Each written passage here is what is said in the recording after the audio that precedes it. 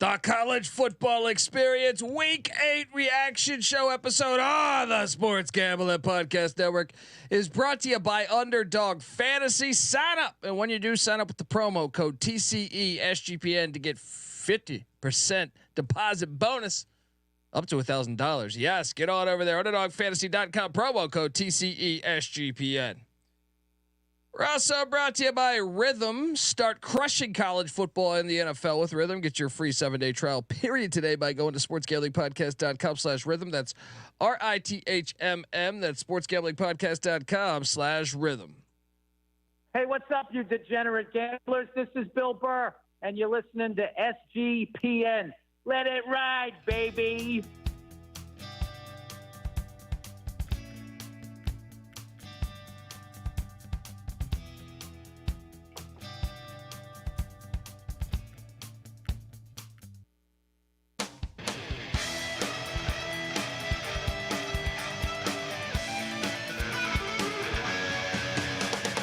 Yes, yes, yes. Woo! Welcome to me figuring out the college football experience on YouTube. Yeah, just figuring it all out. But welcome to the college football experience week 8 reaction show. I finally got it figured out. YouTube.com/the college experience. Hop on over there, hit that like and subscribe button, and remember, please, if you can, Spotify 5 stars. It takes 10 seconds out of your day. It's been a wild and awesome day of college football. I have not had the greatest day as far as picks, but that's what you sign up for. It's what you sign up for sometime. If you're wondering who the hell you're listening to, my name is Colby Swinging Database Dan, aka Pick Dundee. That's not a pick. This is a pick. He was raised in the land down under, where a man thinks on his feet, speaks with his fists, and lives by his wits. When Dundee happened, he was a superstar. I'm probably drinking too much and celebrating too much and not sleeping. Would have killed a normal man, but no, that's gone. The medical advice I got from that was like being hit by lightning. Pretend it never happened and get on with your life. Oh, yeah. You lose a few bets, what do you got to do? Get on with your life. I had a great week, like the weekday games. Okay. It was just today was tough. Hovering around. I still got some action out there, but hovering around. I'm a little bit in the red. 21 and 20. A little bit in the red right now. 21 and 25 for Patty C, and I think we're gonna go 1-1 to close out the day because it doesn't look tough. like Utah is gonna get this a little cover. bit. Yeah, that's what I'm saying. I just not in a good spot for Saturday. This would be actually, I think this would be the first Saturday. I'm pretty sure. I'm just that was. I not think gonna see the leaderboard this week. I think week 2 I was just barely up.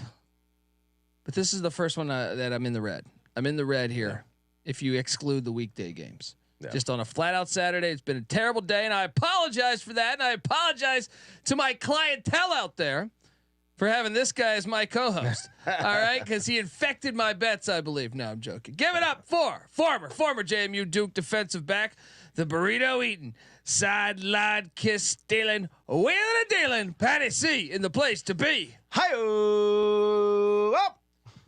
Buddy. Oh, I can't give you that music. Hang on.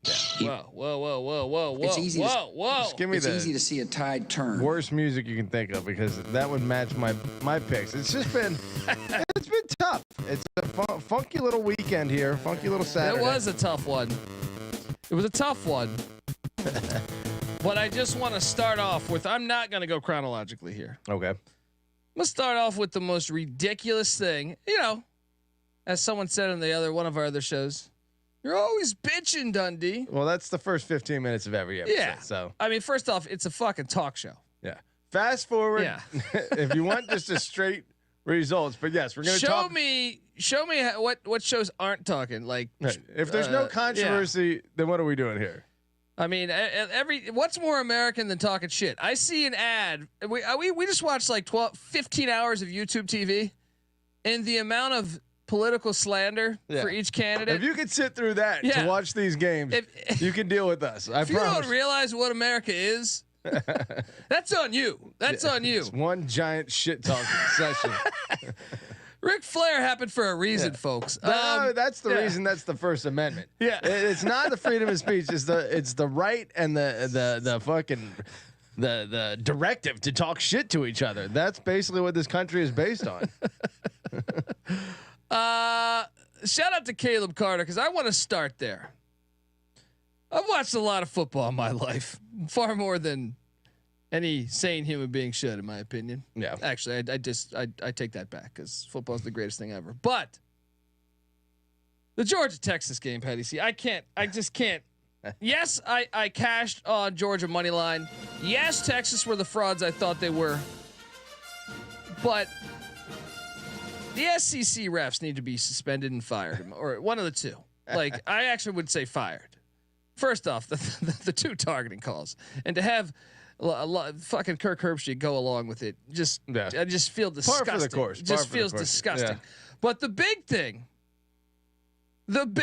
was, I have seen high school, college, FCS, D2, D3, NAIA games, NFL, CFL, USFL, World League, Arena. I've seen fucking everything. Yeah. Right. Oh boy, that call in that Georgia Texas game. Now look, it didn't deserve to be pass interference from the start. It was a terrible call from the start. But then to call it, which we see all the time, terrible calls like that. Yeah. To then say, no, that was pass interference. That interception does not stand. And then to spot the ball wherever it was spotted, I forget the exact yard line, based on that. And then Texas fans outraged, throw the bottles on the field, which I always support. Yeah. But so then it's like 15 minutes of a delay or 10 minutes of a delay. I'm expecting a 15-yard penalty on Texas. What exactly are they reviewing? That you can't review pass interference. Yeah. That's illegal to review pass interference. It's a non-reviewable and penalty. Then to come out of all of that and let the crowd win and change the pass interference rule was the most ridiculous fucking thing. And then, look, there was ridiculous calls, as Clark knows. In the Miami got bailed out again. Yep. I thought a big touchdown with a holding penalty that should have been called, and also a strip sack. But that I've just never seen anything that crazy to me. Like that would not happen to any other fan base, in my opinion. Yeah. Like we saw Houston in Texas last year, where Houston gets robbed on a 4th and 1, where a guy gets like 3 yards, and they're like, "No, it's 1 yard." They don't even review it. They don't even fucking review it. 10-yard line going in to win the game. About to win the game. Yeah, under a minute, and they get the first down. The refs rule them short. No review. Yeah. No review. And then don't even review the spot. Yeah, and then it comes out obviously that the guy in the review booth's a former Texas grad, which I just think is ridiculous. How do you have that? How do you even have that situation going? But in general, I've never seen in any level of football them cave into the crowd. And then look, there was a lot of calls that are wrong in any football game. Yeah. Right. I mean, there's a lot of calls that are wrong. But you have to adhere to the letter of the law. How do you reverse it? You're not allowed to reverse a pass interference. And this was like 15 minutes after the fucking play. Yeah. It was you absolutely can't just start absurd. Making up rules. Kirby Smart, I would have got ejected. I would have got fucking ejected. Kirby Smart did better than me. Yeah. Because let me tell you, like, I don't know how. There needs to be a legit apology to the Georgia Bulldogs. Even though the call was shitty from the start. Yeah. From the start, it was shitty. In favor of the Bulldogs. Yes, I mean it should have been an interception, but it doesn't. You don't just correct it. You don't just correct it. Yeah. 4 plays later, you know what I mean? Like bad calls happen all the time. Yeah. I just never see some shit like that, and only Texas would get that break, in my opinion. It's like they got a text message from a former president or some shit. That's how you know the hierarchy of college football. Ohio State gets the rules changed 3 days later. Yeah. Texas gets them changed 10 minutes later. I mean, I just think we got every talk show should be talking about this, because this should never ever happen ever again. I don't care how bad the call is.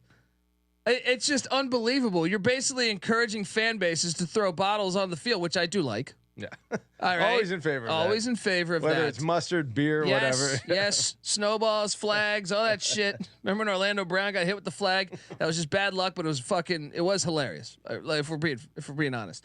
But That was ridiculous, man. That was just absolutely ridiculous. And Georgia survived it. Yeah, Georgia survived it. So, but definitely odd. Definitely could have. I mean, the game was what 15. No, they scored right the next play after. And the bad part is it should have been a pass interference. It should have been a pick, and Georgia should have been. I'm sorry, Texas should have been in scoring position anyway. But it's still, bad calls happen all the fucking time. You can't cater like that to a fan base. Yeah. You can't cater to it, especially on a play that's not even fucking reviewable. Yeah. And then they're targeting calls. Good God. How are you supposed to play defense?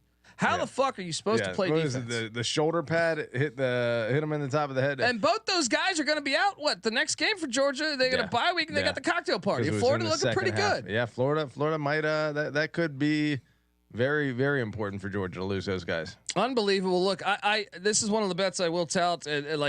I had a pretty good feeling about this. I was on Sports Grid today and they asked me specifically about this game. And I just don't think Texas played. I don't think it's Texas's fault. But I just don't think they've played any good teams. Michigan is not good. And I don't define them as a good football team. Yeah. Now, obviously, it's not their fault that Michigan is this bad. Yeah, you know what I mean? They did their best to schedule a good Mississippi State's this non-conference game. You know what I mean? It didn't work out. So that doesn't mean they should get credit for it as a good non-conference win. When you look at the like Steve Sarkisian, you've done what you've had to do to win these games. So I'm not shitting on you, but I just think the amount of luck in 2 seasons from 7 backup quarterbacks last year to just the quarterback slate they've played this year. Colorado State, Michigan, UTSA, ULM, Mississippi State, and a terrible Oklahoma team. With just awful quarterback play. So that part of my handicap was I was like, hey, Kirby Smart's already when they got their ass whooped in the first half of that Bama game. They're going to come out razor sharp. They lost that game, but also the way they got their ass whooped in the first half. And then part of me was just like, dude, Georgia was able. Carson Beck threw for over 400 yards against Bama. Texas's secondary was a bottom 10 to 15 secondary in the league in all of college football last year. So I just thought Georgia's going to be ready. You can't fix that one up. Yeah, and Quinn Ewers hasn't looked sharp. You go back to the Oklahoma game. I still question Quinn Ewers a lot. You know, I think the Michigan game was super impressive. Manning didn't look super great either coming off the bench. So you got to give credit to Georgia's defense, but you might have to question Texas's offense a little bit. Of the remaining games on Texas's schedule, they're about to get pissed on next week. A road trip to Vandy could be. Who of these teams would you say is tougher than anyone they played prior to Georgia? Of any of their 6 wins, which again were Colorado State. Every team left is better than every team that they've played thus far. Michigan, you would say Vandy's better than Michigan? Yes. Okay. They're way more balanced. Florida. Yes. Starting to look a little better. Yeah. I think if they played today, I would lean Florida minus 2.5. Okay, and we're in agreement that Michigan is probably the best team they played in the first half of the season, right? It's close. Mississippi State's been looking better. Yeah, I guess you'd have to say Michigan. Yeah. So then, Michigan and Oklahoma are the same team. Yeah, I agree. Very similar. Right. Vandy, Florida, the road trip to Arkansas could be dangerous. Yeah. Even Kentucky didn't look great today. They're on Michigan's level. I think they're a little bit better than Michigan because they can throw the forward pass. They get them in Austin. They should beat Kentucky. But then the road trip to A&M. There might be 2 more losses on that schedule. It's going to be fascinating. It's going to be fascinating to watch. If there are, then I don't think Texas makes it because they won't have the quality wins. Well, it depends what Michigan does for them. But, I'm glad. The fact that Michigan was ranked today was ridiculous. What is Michigan, 4-3 now? Yeah. They're not good. Yeah, they're not they a good still have football Indiana team. and Ohio State on deck. We'll talk about that game in a little bit, but I also let's just start with the SEC. Switch it up this week. All right. Alabama, Tennessee. Shout out to GBO Farms. I know that look, GBO doesn't just the whiskey taste better. Look, I picked this game incorrectly. I didn't bet this game, but I picked it incorrectly. And one thing I'll say is Jalen Milroe was fucking off on a lot of his passes today. Yeah. Now, obviously, Nico was off too, but Nico's looked off. Milroe, he was late on a lot of his balls. Yeah. Shout out to Tennessee, 2 in a row against the Tide in Neyland. Oh, in Neyland. Yeah. And that's Is big, it 3 man. in a row total, right? No. Did they get them? They didn't get them last year. They didn't get last year? No. They were up in the first half, and Bama came back. Yeah. But that's a big win. What are you doing over there with your computer over there? I don't know. I'm touching wires. Things are going the whole crazy. goddamn podcast. shout out to GBO Farms. I know, like, I just know this means a lot, man. Like, Bama dominated that rivalry for a little bit. You can see it's huge. hey, look, we're gonna do this here. I think tide turning. As I remember, I was raised in the desert, but tides kind of turn. It's easy to see a tide turn. Did I say those words? To GBO Farms and all the Vol Nation. All right, let's go. 2 in a row. Huge. Turning that ship around. Third Saturday of October, starting to belong. Gotta love to those Vols gotta once love again. Now you got it. Next step is they got to get one in Tuscaloosa. Yeah. But you've laid the foundation. Yeah. Shout out to Josh Heupel in It's a Tennessee. nice starting point. Yeah. Although we'll see how much longer he is there. Although at this point, You got to think with Oklahoma getting destroyed the way they is did. Oklahoma a better job than Tennessee? I don't know. No. Yeah. I don't think so. Yeah. 10 years ago, yes. Now, 5 years ago, with the yes. way their NIL collective is set up, Yeah. with Oklahoma joining the SEC, am I crazy? I know Oklahoma historically, arguably the best college football program ever. Yeah, one of them. Yeah. No, you can make the argument. You could say, an Oklahoma fan will tell you at a dive bar, and you could actually sit there and say, well, you got a point here and here, but am I crazy for thinking Tennessee is a better program than Oklahoma right now? I think there's a lot, depending on what happens. If you think that Oklahoma can't, Arklahoma, by the way, Arklahoma, as NC Nick has crowned them, that's Arklahoma. right, Arklahoma, because they do represent. Arklahoma showed up today. Yeah. Put a nice 9 on the board at home. If you think that their previous success was based on beating up inferior competition in the Big 12, they're not facing that anymore. And then if that's going to hurt their recruiting, I think them still being. They were also one of the only ones cheating in the Big 12.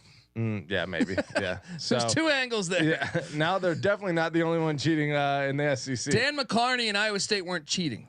You know what I mean? Right. It's true. Seneca Wallace went there because he went there. Yeah. There was no bag. I mean? Yeah. It was Texas, Oklahoma, maybe A&M cheating, Nebraska, Yeah.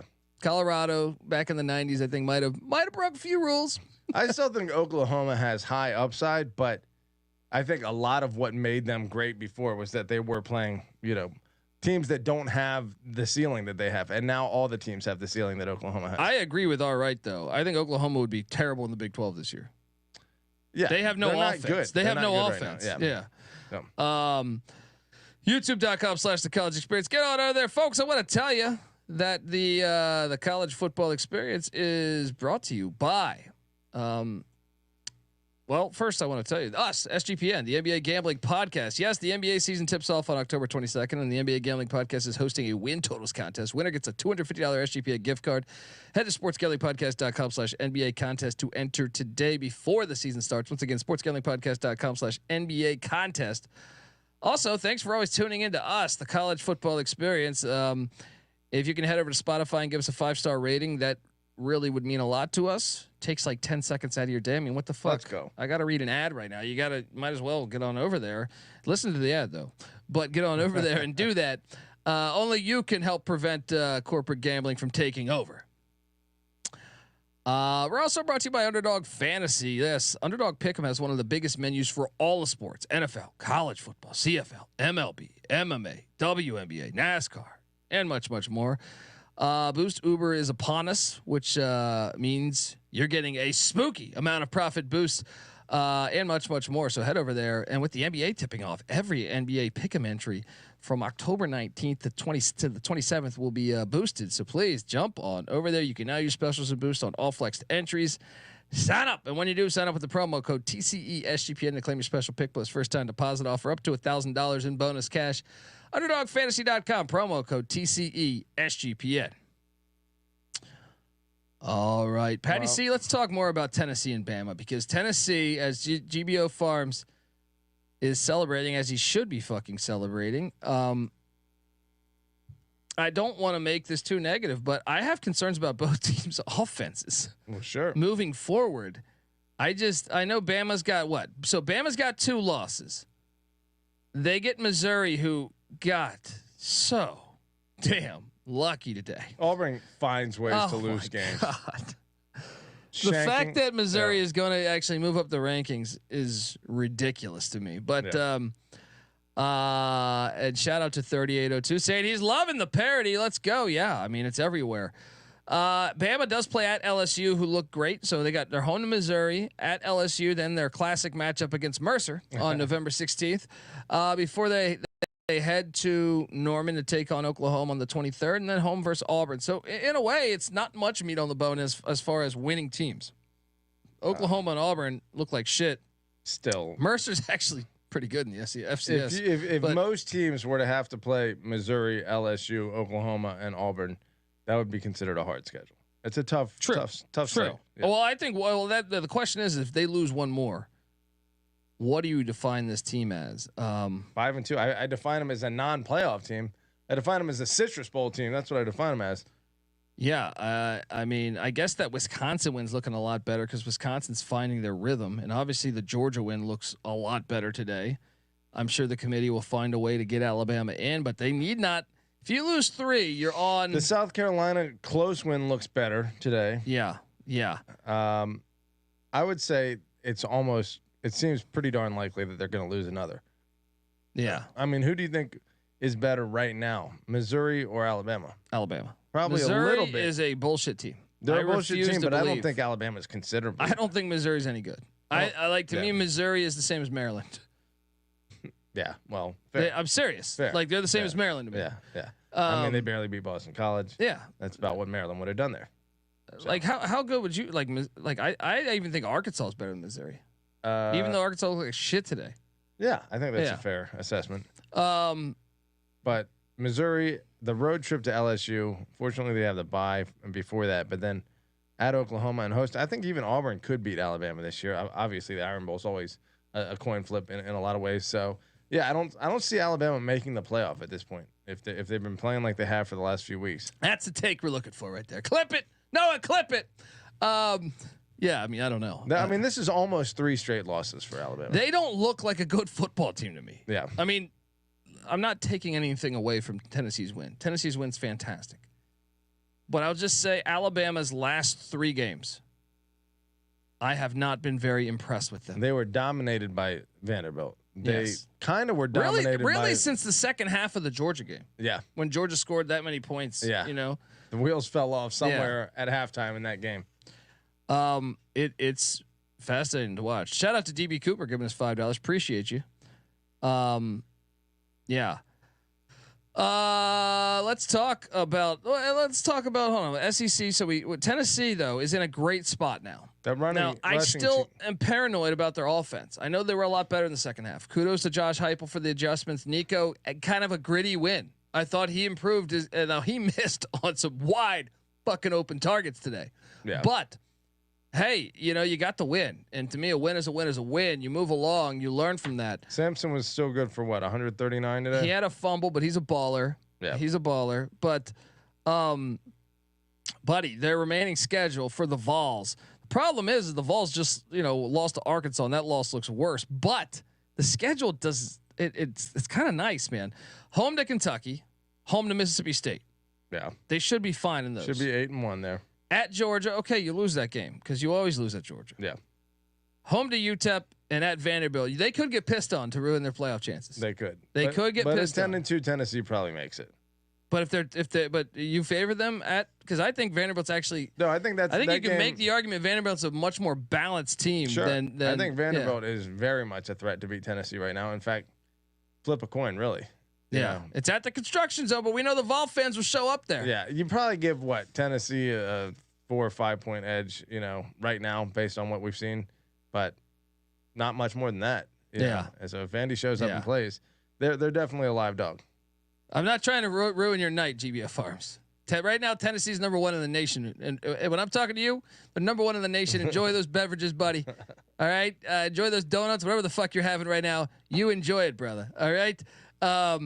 Big win. Other games within the Southeast Conference: A&M 34, Mississippi State 24. It's weird.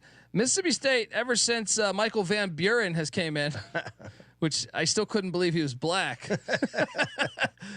That's a first. I'm trying to think if I've ever heard of a Van Buren being black. What is Van Buren typically? I'm guessing that's like German, or what would that be, like Swedish or something like that? Yeah, maybe German. I don't know. The fuck do I know? Right?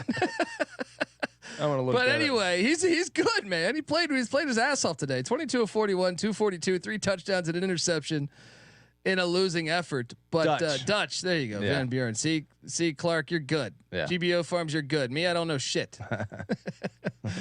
You could have told me a lot of answers right there. All right, I would have been like, I don't know. Sounds like it. A&M did not look great to me. If anything, Mississippi State seems to be improving after Blake Shapen's injury. You know, and Levy, I guess, in year one, just making. But still, A&M gets the win.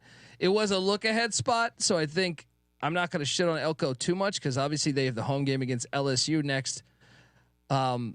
We should start talking about them. You know, I have a future on A&M to make the playoffs, and their remaining slate is home to LSU at South Carolina, which looks a lot harder. Yeah, but you know that LSU A&M game, I feel like the home teams won the last 7 of these, so I favor A&M, but LSU looked pretty good today. Then they're home to New Mexico State in another SEC Classic on November 16th. Then they're at Auburn, which I think Auburn will pull that upset. They're going to lose either Carolina or Auburn, maybe even LSU too. But the difference that I'm talking about here is they don't have a loss in conference. Their loss is to Notre Dame. Yeah. All right, so even with the loss, playing with house money in a way. As long as they beat Texas at the end of the year, they're going to find themselves probably in the. I mean, the LSU game is because LSU is huge. That's a huge game. If they win LSU, I actually think you might be able to LSU's undefeated in the SEC as well, with their only loss so far. You could pencil them in, right? If they beat LSU and then they beat Texas, obviously. Well, they're in if they win those 2 games. Yeah, even if both at home. Well, Texas could still lose they could get pissed on next week. They could. Yeah. Well, either way, if they both have one loss, Texas A&M could afford to lose a game as long as they beat Texas. They'll have the tiebreaker on them. Yeah. There's a Van Buren that was the president of the country. That's right. What do I know? All right. I just thought he wasn't black though. Yeah, was he black? I don't think he was. That's kind of the point here. A&M 34, and Mississippi State 24. Shout out to Mike Elko. And LSU Arkansas. I couldn't be more wrong about this game. Yeah, we all whiffed on that one pretty bad. Taylon Green was not. I mean, you look at the stats; it's not like a terrible game, but he certainly didn't play good to me. Nussmeier. Really, the big thing to me that stood out was LSU's defense had a great game, and this is probably their best defensive outing of the season to me. It has me buying in because that's another one that I'm on the win total over on. So I'm okay with them getting that dub. Well, if you're gonna give Alabama a hard time about not having beaten anyone really good. Yeah. Can you give LSU any credit? Because who have they beaten? USC, which beat Wisconsin. Alabama did beat Wisconsin. So USC is better than Wisconsin. We know that. Yeah, but they lost to them. They didn't beat them. They lost to them. Oh, that's true. They did lose to them. You're right. Yeah. Never mind. I take that back. South Carolina on horse shit. It's a decent win, I guess, at this point. Fluff Bothwell in South Alabama. Ole Miss. I had to crowbar that in. Yeah. Ole Miss is a phony bullshit win, but hey, it counts. They've been padding this up for a while. LSU's beaten nobody that I really respect. Yeah. We'll find out. South Carolina's the best team, but South Carolina should have won. That was a bullshit call on the crackback block. Yeah. On the interception. Yeah. The road trip to A&M will probably define LSU season, but that won't necessarily knock them out of the playoff. If they can get that win, obviously, I think they're in the driver's seat for the college football playoff. They don't play Texas, so if both of those teams, well, I guess LSU would be in the driver's seat because they don't have a conference loss yet. If they can run the next table, week, you're saying, if LSU can run the table, they're definitely in over Texas. So interesting. Right now I think LSU is going to beat Bama. Yeah, judging by watching them, Now LSU, I do think this Florida team could play a major role. They look a lot better the past 2 weeks. That's a tricky game. Yeah. And don't forget, they could get pissed on too. They can get pissed on. Look, there's gonna be a lot of pissing. Yeah. In the SEC in the final few weeks, a lot of teams are gonna get pissed on. Here's the other thing, which is strange for a Venables coach team that as long as they're not being completely physically dominated like South Carolina did to them today. I think they're going to lose out. In a finesse game against Oklahoma's going to. No, they have Maine on the schedule somewhere there. But watch out, Maine's got Randy Moss's son. I think LSU is probably Watch out, Maine might get, and Maine's no stranger to beating SEC teams. Ask Mississippi State fans about putting Maine on the schedule. who's got Maine on the schedule still? Oklahoma. November 2nd. They might not go bowling here. That's what I'm saying. Watch out for those Black Bears. They bodied Villanova today, 35-7. All right. Damn. So watch out for those Black Bears. Dude, let's talk about Oklahoma for a second. Yeah. Because that was embarrassing. Oklahoma. What was it? This first or second play of the game, they throw the interception. South Carolina came out Oklahoma has hot. issues, Yeah. major issues. And when I look at them right now, and this is why it was puzzling to me that they extended Brent Venables, in mid-June with a shit ton of money. And I'm like, why? Yeah. And they were saying for recruiting. Recruiting doesn't matter that much anymore. The portal. Have you seen the portal lately? I used to preview teams 5 years ago, and recruiting really did matter. You know, even though I don't like to think it was as much as you thought it was. Yeah. But it really did matter. But now your whole goddamn team is going to be gone. I mean, like when you stack years upon years of this, like last year was the most we've ever seen. If you times that by 4 years or 5 years, you're literally going to have like 1% of your roster back. Yeah. They're 4-3 now, right? 4-3. 4-3. Who do they got on deck? They got Ole Miss on a road trip. That's a loss. Yeah, that's a top 20 team. 4-4. Then they host Maine. Let's 5-4. Yeah. At Mizzou, loss. Another top 20 team on the road. Home to Bama, loss. That's a top 10 team. That's probably a loss. At LSU, loss. And that's another top 10 team. So 4 top 20 teams in the last 5 games. 3 of which are on the road. Missouri does not belong in the top 20. I'm sorry. Yeah, but either way, they are in the top 20. They're 6-1. Missouri and Ole Miss to me are still phony as all can be. But Ole Miss actually they're better than Oklahoma though. And yes, I agree. They're playing them at home. You know, so Oklahoma. Those are probable losses on the road for Oklahoma. So yeah, I think a 5-7 season is what you would predict right now Oklahoma to finish with, right? Yeah, maybe they get to 6-6. I mean, I don't know, man. That's tough. It's gonna take a major upset. They look horrible to me. Absolutely horrible. Yeah, and the fact that Maine, why did they extend him? It makes no sense. What I mean, yeah, I don't understand any of these extensions. They're like, I know you're trying to entice recruits by showing stability. What for 1 year? They're gonna be gone. Jackson Arnold's gonna transfer. Yeah, teams need to stop doing that. Yeah, it's like. Take the other approach. Just make the coach, wait to the end of the season each year to get renewed on his contract. Yeah. I mean, no good coach will accept those terms, but yeah. I mean, it's bad though to extend a guy for like 5, 6, 7, 8 years and then you have no opportunity to fire him. You completely financially destroy your chances. And if he doesn't work out, oh well, then you have to deal with it. Yeah, you know who I feel sorry for in this mess? South Carolina probably should have beat Alabama, and they definitely should have beat LSU. Yeah, like they got robbed against LSU. What would they be sitting? They would be 5-1, and hosting. They have a bye week, and they'd be hosting A&M, and then go into Nashville to get pissed on, and then home to Missouri and home to Wofford. I mean, they still have a really hard schedule. They have at Clemson at the end of the year too. The only loss would have been to Ole Miss, which. Was a bad loss. Oh no, the Ole Miss whooped their ass. Yeah. So credit to Ole Miss there, but I do feel sorry. Like Shane Beamer could be the talk of college football right now. Yeah. Even still, though, I think he's proven enough right now to keep his job.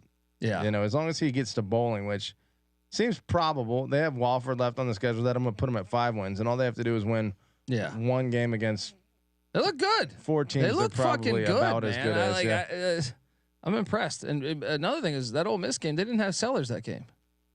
Yeah, so that's big. That's really big. Yeah. A&M they get it home. Missouri they get it home, and then Vandy and Clemson are both road trips. They could beat Clemson. They could. Clemson's still pretty Problem good. Is it's at Clemson. I feel like if it was that'll be a really good game though at the end of the year. Definitely. Yeah. We should talk. GBO Farms is right. We should talk about Billy Napier in Florida because man, I gotta give it to him. I bet Kentucky today. I ate shit on this bet. I also bet Oklahoma. Actually, dude is both fighting those for teams, his job. Dude, and they, in my opinion, Florida should have beat Tennessee last week. They were better than Tennessee, but maybe the Napier Mertz is the injury. dude. Well, the Mertz injury scared me. I was like, he's out for the year. Lagway didn't look very good against Tennessee. Now Montreal Johnson's not playing. I'm going to load up on the Wildcats. Dude, Florida was very impressive today. Very fucking impressive today. And GBO Farms brings up a good question. Should they extend Napier? Because you're sitting there and you're looking at this Florida team. No, this is the exact thing we just said. No, this guy is, won a couple games and been close in a couple games that make you think maybe he's the guy. That is exactly when you should not just throw 3 or 4 years onto his contract. Yeah. We got a Pokey Allen reference in the chat. I can appreciate that. Pokey Allen night. Yeah, man, I don't know. Florida, their schedule's still brutal, sitting ahead of them. I just don't think it's as brutal as we thought because Florida State's fucking horrible. They got Georgia, Texas, LSU, Ole Miss, and Florida State. That's a brutal schedule. But it wasn't as bad as we thought because we thought Florida State. And I think a lot of people had Ole Miss as a top 10 team. They're clearly not. Ole Miss has beaten nobody good, but what? South Carolina with their backup quarterback, right? So it's like, okay. Still, 3 top 10 teams in a row here coming up for Florida. The fans may sour on him. Oh, it's a ridiculous schedule. Don't get me wrong, but So I know some they're people were saying it was the most ridiculous ever. But that's It's pending. up there. It's No, up but they there. were assuming all pending. these Florida teams, State was going to be 12-0 again, and they're fucking horrible. Yeah, Florida State. Yeah. Even still, to get to 6 wins, they're going to need to pull a major upset over a top 20 Yeah, team. but UCF's fucking horrible. So that schedule, like Mississippi State's horrible. So it's like you can't tell me that it's just not as tough as we thought it was going to be. Yeah. Yeah. I don't think they're, I don't think it's murderer's row. The next 3 games are murderer's row. Yes, but even correct. LSU, Correct. I think is not. I don't think soft. LSU's as good as I thought they were going to be. Yeah. Shout out to Florida though. That was very impressive. I ate shit there, and we should mention the pisser because Ball State got pissed on, but Ball State did cover. Your boys, Patty C. Hey. Not only did they cover, they made them sweat a little bit. They did. The pisser was 17 of 31, 275, a touchdown, not an interception though. Patty C. He still has 1 interception on the season, which happened last week. And that was a freak interception. It wasn't even a bad pass. His leading rusher and leading passer for the day. They got pissed. They pissed on him. That's what happens. All right, Ball State. There's no shame in getting pissed on. Texas, you're next. All right. Honestly, Vanderbilt's the one we should talk about too. 5-2, and only 1 loss in the SEC, and they should have won that game if they could make a fucking field goal against Missouri. Yeah. They're hosting. Their schedule's brutal at the end here. Hosting Texas at Auburn, but the pisser has already pissed once at Auburn. He's definitely not scared of the Plains. And then home to South Carolina, at LSU, home to Tennessee. I mean, that's a tough schedule. Yeah. But are they capable? Yes. Will they do it? Yes. Because Diego Pavi is a god. I love your confidence. Well, look, he said he's going to be the best human that's ever walked planet Earth. Do you think? I know he's capable of that. Look, we thought last week, Oklahoma, for instance, lost to Texas. It was a big game. We thought, they'll rebound. What happened? They ended up coming out flat. They were horrible. They lost twice because of Texas, yeah. right? Potentially. Or maybe South Carolina's just that much better. But either way, it doesn't automatically mean you're going to rebound after a tough loss. And that's what Texas just experienced at the hands of Georgia. So maybe Texas is down, has a bad practice week, and Vandy comes in there and, actually, they got to go to Vandy. That's what I'm saying. And Nathan Cerna, great comparison here. Pissing Pavia better than Johnny Tapia. Johnny Tapia was my guy. You remember Johnny Tapia? Is it the fighter? Oh yeah, boxer. Yeah. Oh my god, he was fucking fantastic. I love the Johnny Tapia reference. Shout out to the Doors. Patty C. The Doors, 5 wins. By the way, let me just cash that over. I mean, it already hit last week, but. Every time it hits. I just like to remind people that I locked that up on the over. Nice play. Okay, now let's go chronologically. We've talked about the teams in the SEC, I believe, for the most part. I think that's every SEC game, right? Am I missing Do one? we need to touch on any of the? No, we should talk about Friday Auburn night? and Hugh Freeze, actually. Yeah. Okay.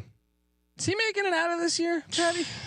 I don't know, man. They just keep finding ways to lose. What happened at the end of that game again? That was They lost. They missed the field goal. They gave up. They missed the they chip gave up shot. 15 points in the 4th to Mizzou. Yeah. Unbelievable. Yeah. What were the stats in that one? Box score. How did Peyton Thorne do? I mean, they had 286 yards of total offense. I feel That's like not good. They got jobbed a little bit on a potential targeting that, I mean, of course, we're never going to root for targeting, and it would have been a bullshit call. But Missouri could have been called for one that would have helped Auburn. Didn't go their way. I don't know if I think Auburn is not the SEC darling this year, so they're not getting many calls. Things seem to keep. What's their final going record wrong right for now? them. I mean, look, they're at Kentucky next week. I'm sorry, I got to favor Kentucky right now, but it's a winnable game for Auburn.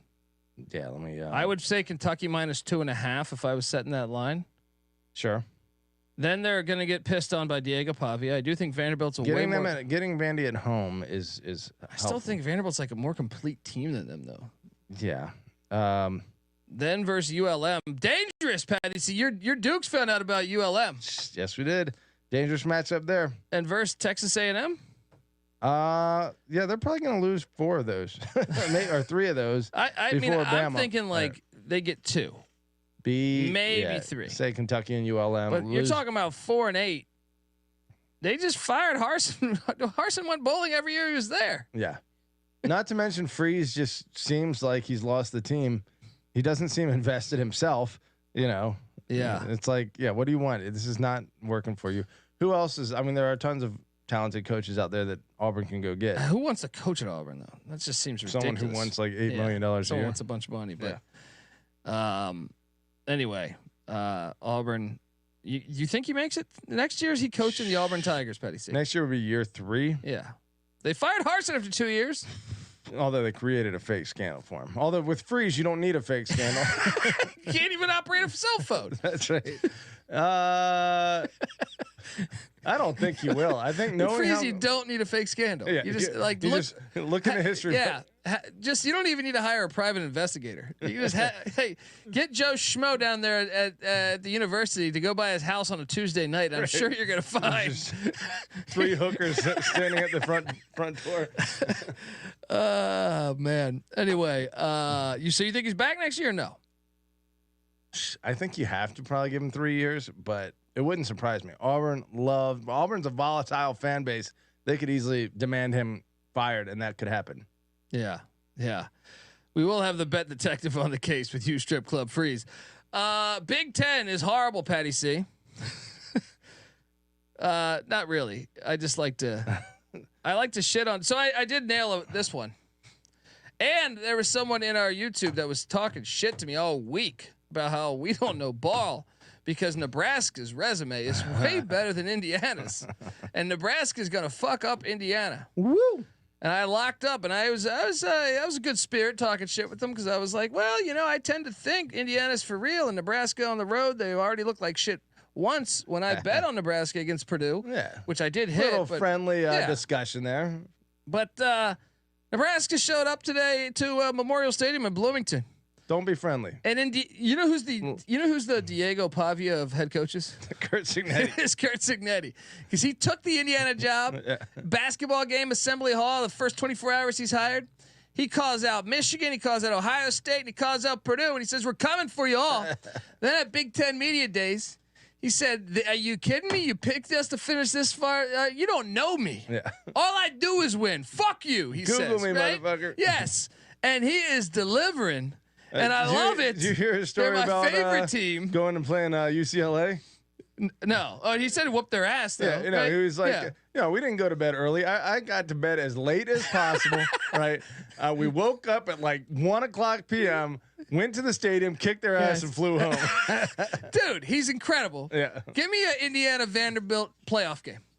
All right? Mm-hmm. Give me a pisser versus Cignetti, who's just 56-7. How we doing now? Let's have a quick statistical update between Elijah Surratt and Travis Hunter for the week. Yeah, Travis Hunter didn't play second half. Obviously dinged up. What do you have, 2 for 17? 2 for 17, Elijah 3 for 65. So how much closer now is Surratt? I don't know. On the season. Pull up that stuff. You're going to talk it. Folks, want to tell you the college football experience is brought to you by Rhythm. SGPN's proud partner. Rhythm is the #1 AI-powered sports betting platform. It helps provide bettors of all levels the ability to build custom predictive betting models in seconds and get predictions for betting on money lines, spreads, totals, props. Look, you can copy one of the top performing models from the leaderboard, or you can build your own model. Press build a model for me, and Rhythm will give you predictions for every game and player prop. They have a slew of stats, research, and trend analysis to give you even more betting insight. Claim your free 7-day trial period today by going to sportsgamblingpodcast.com/rhythm. That's RITHMM. That's sportsgamblingpodcast.com/rhythm. We're also brought to you by BetUS. Yes, bet with the best of the business. That is BetUS. BetUS has been around for more than 30 years. You can easily deposit using cryptocurrency and get lightning fast payouts. Sign up and deposit $100. You have a chance to win a 1960 Ford Mustang. Look, I was in a car like this last night. Honestly, I was in like a 1960s convertible GT Cyclone. I think I was in a Baller. Cyclone GT. I gotta look this up. Dude, driving around town, let me tell you something. Couldn't. Nobody minded my gap tooth. All right. They're just sitting there. Who the fuck is this? All right. No matter where you Cyclone went. GT. Look it up, buddy. It was like a 1965. I don't know if it was 5. I don't remember the exact year. Ooh, Yeah. sweet. Yeah. What color? Last night it was like kind of green, forest green, I would say. Okay. Yeah, it was fire, man. Driving around Santa Monica, catching the sunset. Boom. You know, your boy Cap Bozo was doing it right. All right. But I'm telling you, the science is there. You put yourself in a fly ass automobile, and people You can't want to beat fuck it off you. with a stick. All Yeah. right? So what are you doing? Jump over there. All right. Use our link to sign up. Get a 125% deposit bonus on your first 2 deposits. Go to sportsgamblingpodcast.com/betus. That's sportsgamblingpodcast.com/betus. Promo code SGPN so they know that we sent you. BetUS, America's favorite sportsbook. All right. All right. So let me give you Yeah. these. I have to do the math here, but I believe Elijah Surratt with his 65 yards plus 513 was that 578. Yeah. Okay, there's 32 catches for 578. Travis Hunter had how many catches did he have? 2 for 17. 2 for 17. So on the season, Only he played the first half. 49 for 587. So he's at 601 and 51 catches. This is getting nice. I like this. Yeah, 578 to 601. There we go. We got a showdown There here. we go. Buddy. Jeez. All right, I got to throw this down Yeah. the fucking ground. Yeah. Put it on the ground. All right. Your people are worried about you. Starting to resemble David Thompson. All right. Let's talk Big Ten though. Indiana is Patty C. They're the greatest team to ever step on planet Earth. All right. Yeah. No, they are a freaking awesome team. They might be the best team in the Big Ten.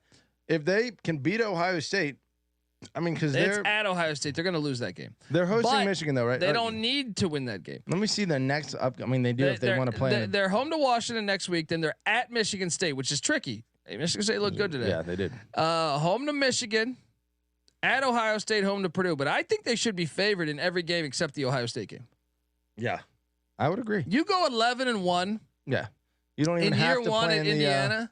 you don't even have to play in the conference championship. Dude, it's bigger than the playoffs too. Like that shit is going to funnel money into that Yeah. program. This is just beautiful. amazing start for It's Kurt beautiful. Cignetti at Indiana. It's fucking beautiful. Parity in the Yeah. sport. I mean, if you're 11-1, honestly, you're probably hosting a game in the first round of the playoffs, right? They're not going to put an 11-1 team as the 9 through 12 seed. I would like to see what they're going to do. I would imagine they're hosting. Could you imagine that? Yeah, I don't remember many times that there's been a number 9 team in the country that's been 11-1. Yeah. Usually, by the time you get down to like 5 or 6, you have 2 losses. So, assuming that they're in the top 8, Bloomington hosting a freaking playoff game, Yeah. unbelievable. And Nebraska moves to 0-26 against ranked teams since 2016. Oh man, that's a tough stat. Where are you at with these Cornhuskers? We knew they were phony. That's why I hammered this one. I was like, Is Matt man, Rule on the hot seat? no. He's the guy for the job. Raiola's the guy for the job too. He's going to be a stud. I'm not convinced after today. Well, you're gonna have to show me something else. The good news is they have UCLA and USC on deck. I don't know how good of news that is. Although USC was one of my locks, and they lost straight up. I know we're gonna get to that. Oh But no, I'm sorry. Nebraska has at Ohio State on deck, then UCLA and USC. they're probably gonna go 0-3 in that stretch. No, They might they'll get beat one of UCLA. them. They'll Yeah. beat UCLA. That's what we said about Rutgers. I mean, Nebraska beat Rutgers by 7, right? 14-7. And UCLA just slapped Rutgers. Yeah, that's fair. Let's do a tuck job on nice this tuck one. job there in Lincoln. You're doing. Yeah. Well, we'll see if. Where's that game against UCLA? Is that on the road? It's in Lincoln. Oh, it's in Lincoln. Okay. It's at They'll USC probably after win that, that one. though. But yeah, They'll go 1-2 in their next 3. yeah, they'll make a bowl though. That's What's their record right now? 5-2. Yeah, they'll make a bowl. 5-2. Yeah. Also in the Big Ten, UCLA did beat Rutgers. Rutgers, I didn't think their defense would be this fucking bad this year. If you want my worst take on the wheels fell off. I mean, what happened to their defense? Our entire projection on Rutgers was based on the fact that they have a favorable schedule and a good defense. I didn't even think they'd scored 35 in these games. Traditionally, a pretty good 32, defense. whatever it was. Yeah. Yeah, it's weird. Yeah. As soon as the schedule got weak, all of a sudden the defense did too. It's bad timing. Jeffrey says, Colby, you look nothing like I expected. Oh, a good-looking son of a bitch. Is that what you're saying, buddy? What did I disappoint here? You thought I was going to be skinnier, huh? Or shorter, fatter, taller? I don't know. Please use your words. You're Brad Pitt over there. Don't let him give you any flack. A lot of people say when I'm driving around in that Cyclone. Yeah. I look like Brad Pitt. You jump up a few points. Tends to happen. When I get out the car, I look like John Lovitz. I was gonna say Bobcat. Bobcat, go away.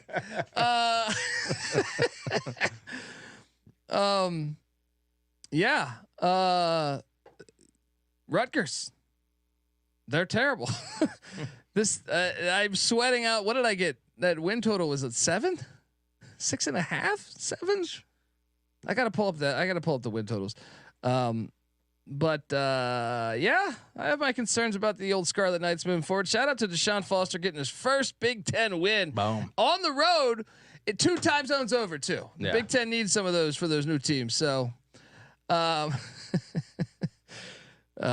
and Chris Penn doing a reaction show. Let's go. That's 3 time zones over, right? I mean, how do you calculate? You're right. 3. Yeah, I can't count, dude. Yeah. Shout out to Deshaun Foster though. Thank you. See, I'm taller than people think. Everyone thinks I'm just, Bob Costas over here with pink eye, right? Well, same habits. No, who was it? It was Marv Albert that got. Oh yeah, Marv Albert. Yeah.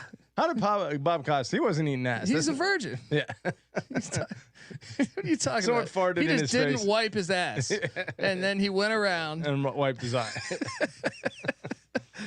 No cool story behind that. Yeah, please. Big Ten. UCLA gets it done. Wisconsin 23, Northwestern 3. I don't know which one's true. That Wisconsin is suddenly awesome, or just the Big Ten has a lot of dead weight, because our boy Jack Lausch only threw for 82 yards. I ended up betting this like a fool. Look, this should have been 7-0 at halftime. Right before the half, Northwestern on a 3rd and 30 from their own 1 yard line decides to throw the ball, strip sack.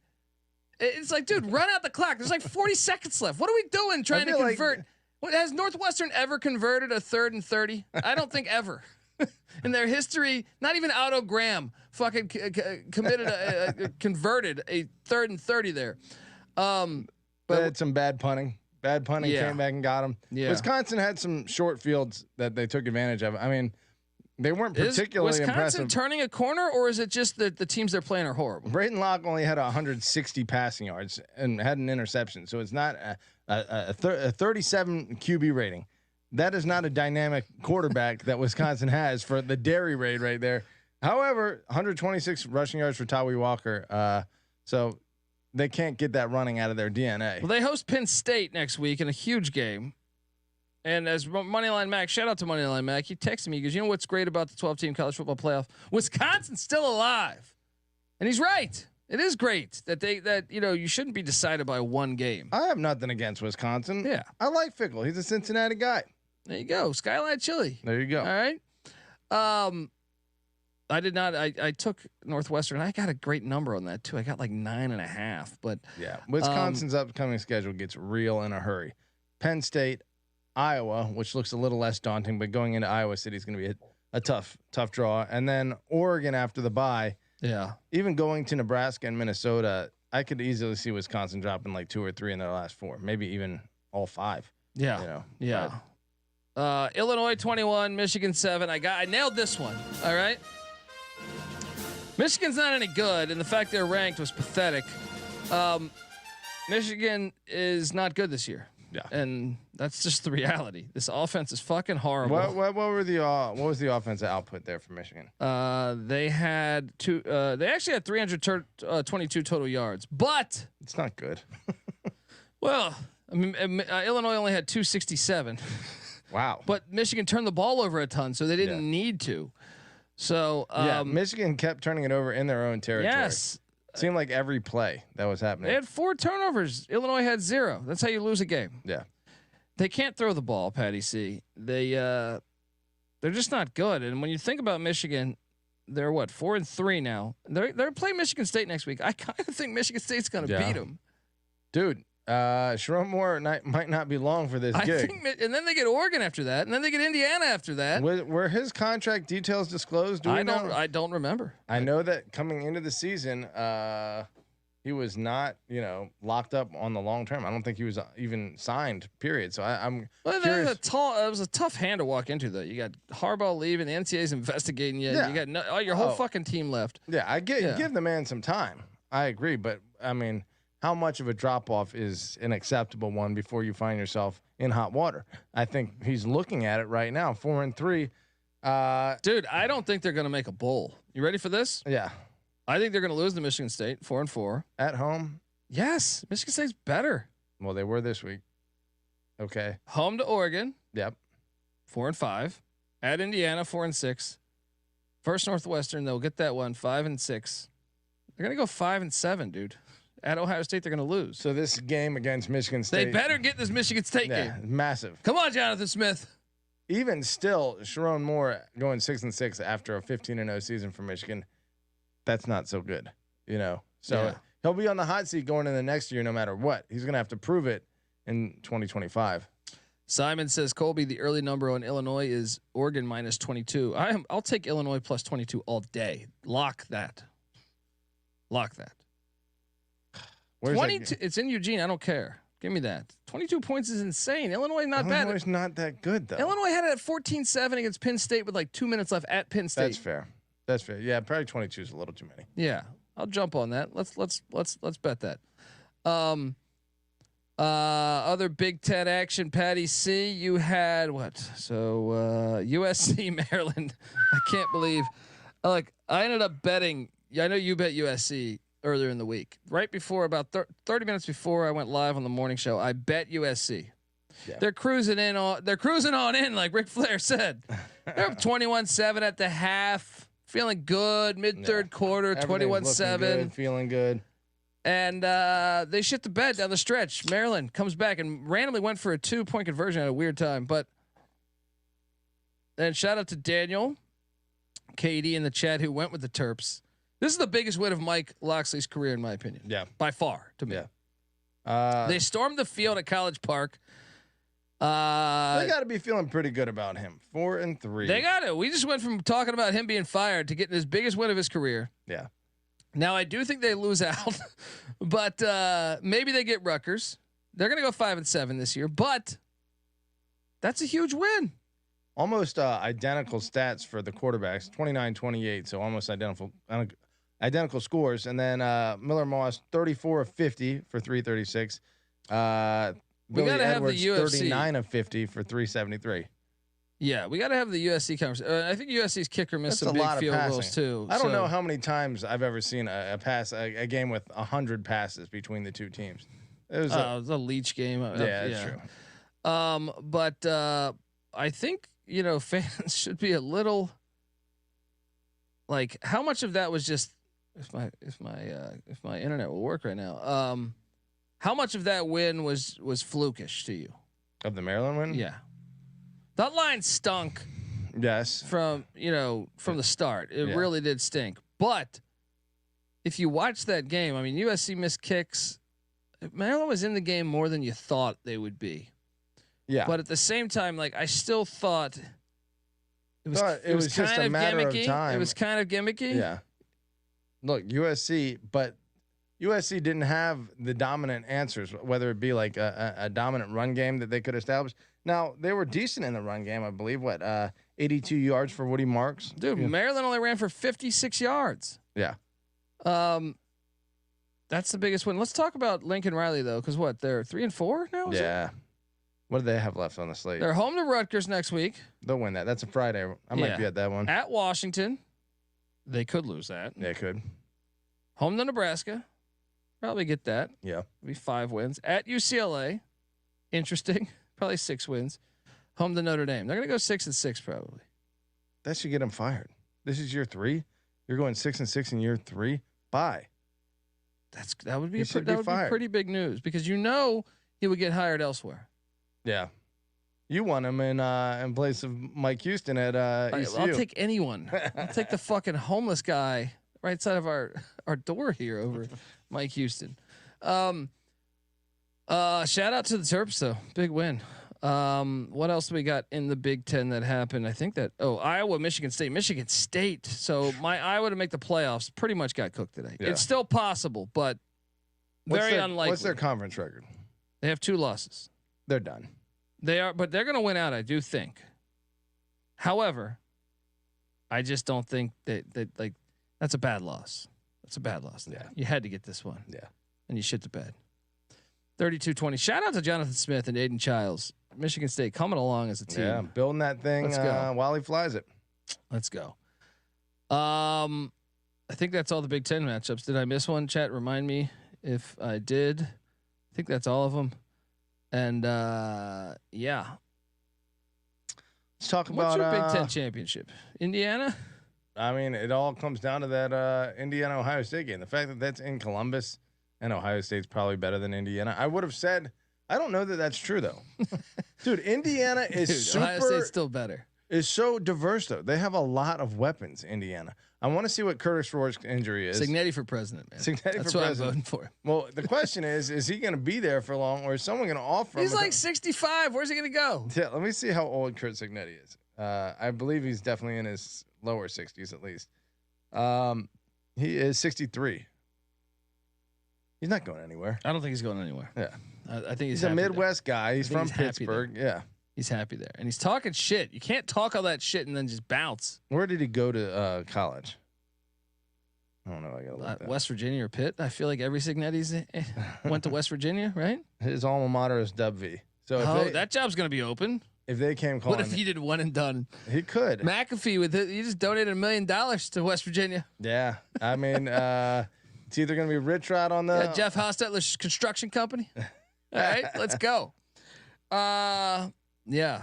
Indiana. Wasn't his dad the head coach of Dub V? Yeah, that's what I'm saying. Could make that he jump. would do that jump, I think. Yeah.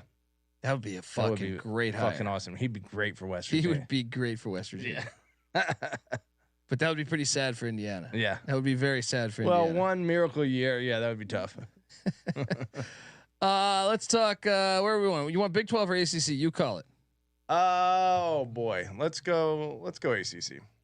ACC. I want to bitch a lot about this Miami Louisville game. Look, Louisville, I'm not going to put this in the same bin as Virginia Tech and Cal, where I thought the refs just single-handedly gave Miami the win, but this is pretty fucking close. Louisville, though, dropped so many interceptions that I almost feel like, and their tackling was so bad, I'm not going to put it on the same level as Cal and Virginia Tech. Well, let's be honest. Like them returning a kick, them getting a strip sack and a short field, which they converted. Well, I mean, Miami did too, though. They got a fumble touchdown. Well, what I'm saying is Louisville's defense spent a lot of time on the field. You know, I want to actually look at the team stats there, see what it was, but it seemed like Miami 34-25 in Miami's favor. So I mean, a pretty big advantage. And Louisville's defense was clearly tired. Although I don't know that they were great at tackling from the beginning. Miami not great tackling either. This was obviously a shootout. I have issues though. Cam Ward found, I think it was, was it Restrepo? I can't remember. I can't remember which wideout was wide open in the back of the end zone after there was a gigantic fucking hold on the left tackle. That was just, how do you miss that call? Thank God they brought in the rules ref. I don't think that was the one that went into the end zone. No, that was a touchdown. That was a touchdown. Okay. I tweeted this thing out. That's how I know this, because it was just so bad. Yeah. And thank God that the play-by-play guys were such hacks. Whoever did that game. Yeah, they called it a good block. They're like, look at that good block, and then they bring on the rule specialist. He's like, that's a terrible. How did the refs miss that? Thank God they brought on the rule specialist. Yeah. because it stood right out when the play happened live. When the play happened live, I was like, that is a horrible call. They have to call that a hold, or horrible non-call. Then you have the strip sack where in real time, I thought it was an incomplete pass, but on replay, it was ruled a fumble, and Louisville took it back to the house, which would have tied the game up. Yeah. With 3 minutes left or something? I don't know. That was right? when it was 45-38. That would have tied it at 45. And then they overturned that, which I don't know how the fuck they overturned that. Now, had that been ruled incomplete on the field, I would have been okay. I would have been okay. Yeah, you had to stick with the call. If anything, it's supposed to be conclusive. Yeah. I watched that and I was more convinced it was a fumble than ever. Right. It was close. But you have to stick with the call on the field. To me, the more they zoom in on it, the more I was like, that's a fumble. Yeah. Like he lost possession before his hand went forward. Oh yeah. He slapped his hand before it started to go forward. Whether he lost possession while it was going forward, that's where it's a question. But that's my problem with the ACC refs though, is that's the third time in a row. And they should have gave, in my opinion, Miami, they should have gave this team notes saying, hey man, we have kind of helped out Miami these past two. If it's a 50-50, you have to stick with the call on the field. And you don't have to go out of your way to be helping Louisville. Yeah. But you stick to the fucking call on the field. Just don't keep helping That was Miami. Ridiculous, man. And the only thing that saved them was the Georgia-Texas game happening, because I was ready to fire off on that from the start. And then the Georgia-Texas game, you're just like, what? Miami is going to play in the ACC championship now. They're I am sitting convinced. there at 7-0 right now. And you want a lock battle in this game? Boom. Fuck you, right? That's 1 versus 2 because Nick locked the 2. Yes. Hello. Even though we were robbed. That game was crazy though. That game was crazy. Very back and forth. It is clear that Miami is counterfeit as fuck. No, their offense is very good. Yes. They were able to move they the still ball. throw this is why Louisville doesn't deserve 3 or 4 of those balls should have been intercepted. And the minute you start dropping those and not making Cam Ward pay for those, because he will turn it into a touchdown the very next play. Yeah. You have to make him pay for some of these dumbass passes he throws. Yeah. He's a great quarterback, but he throws some stupid passes each and every game. Miami has not scored less than 38 points in the first 7 games of the season. That offense is a monster. Upcoming games, hosting Florida State and Duke. Wins. Duke's not that good. Going to Georgia Tech. Well, if Haynes King ain't back, that's an easy win. Probably. They get a bye week before hosting Wake Forest. That's a win. And then they go on the road. They could trip up at Syracuse. They're going to the playoff, though. Yeah. Which, let me ask you this. Is it the refs setting them up to make the playoffs? Because you can't help but think that, okay, I'll give them the benefit of the doubt here and say, give them the win, even though I still question. I thought they were the better team on the field today. I did not think that against Cal and Virginia Tech. Okay. Yeah. I thought Virginia Tech was certainly a better team on the field. I thought Cal was the better team for to me, it was insane against Cal how easily they came back. It was still you can't have those guys. It was fake how easily you can't, those calls were ridiculous. Yeah. I mean, I think Cal outplayed them for most of the game. Cal was the better team in my opinion. Yeah. Virginia Tech was the better team in my opinion. Today, I actually believe Miami was better than Louisville. Right. I still think Miami probably deserves to go, but if we're being honest, they probably should have at least 1 loss, maybe 2 at this point. So, what do you expect? Should they make the ACC championship game? Oh, they're a lock for the ACC championship. I mean, if they do you think they'll win? You know who's still alive? Depends who they play. The tiebreaker situation. Virginia Tech. Syracuse. Hosting Clemson. Syracuse could fuck them out of their spot. Yeah, that's true. If Clemson keeps going and then Syracuse jumps them, at the end of the Syracuse doesn't have a do they have any? They did. They lost to Stanford. Either way, I keep forgetting Stanford's in the ACC. If they both have 1 ACC loss at the end of the season, then Syracuse gets in over Miami. So that last game of the season is huge, and that is in the JMA Wireless Dome or whatever they call that shit. Never heard of it. Yeah. I think Miami's probably going to go undefeated, but I don't think they're going to go undefeated. I don't think they're good enough. I think that team is phony on the defensive side of the ball. Really phony. Well, the rest of their schedule is not that hard. But Georgia Tech could get them if they get Haynes King. Georgia Tech could fuck them up. Yeah. Could get them. Yeah. In Atlanta, possible. But how long is Haynes King going to be out for? That's in 2 weeks, right? That game. So yeah, 3 weeks. Yeah. Anyway, shout out to the Canes for getting that dub. Wake Forest edged out UConn in a classic. We had this on the TV. It's a good game, back and forth. Bachmeier threw for 274. Wake Forest is they're not as Dave bad Clawson as their record indicates. In fighting for his job. 3-4. What keeps the Dude, what keeps his job? They're gonna beat some of these teams down the stretch. Who do they have left? Stanford, They can win that. Where is that game? Palo Alto, That's tough. Cal, That's in Wake. And Wake.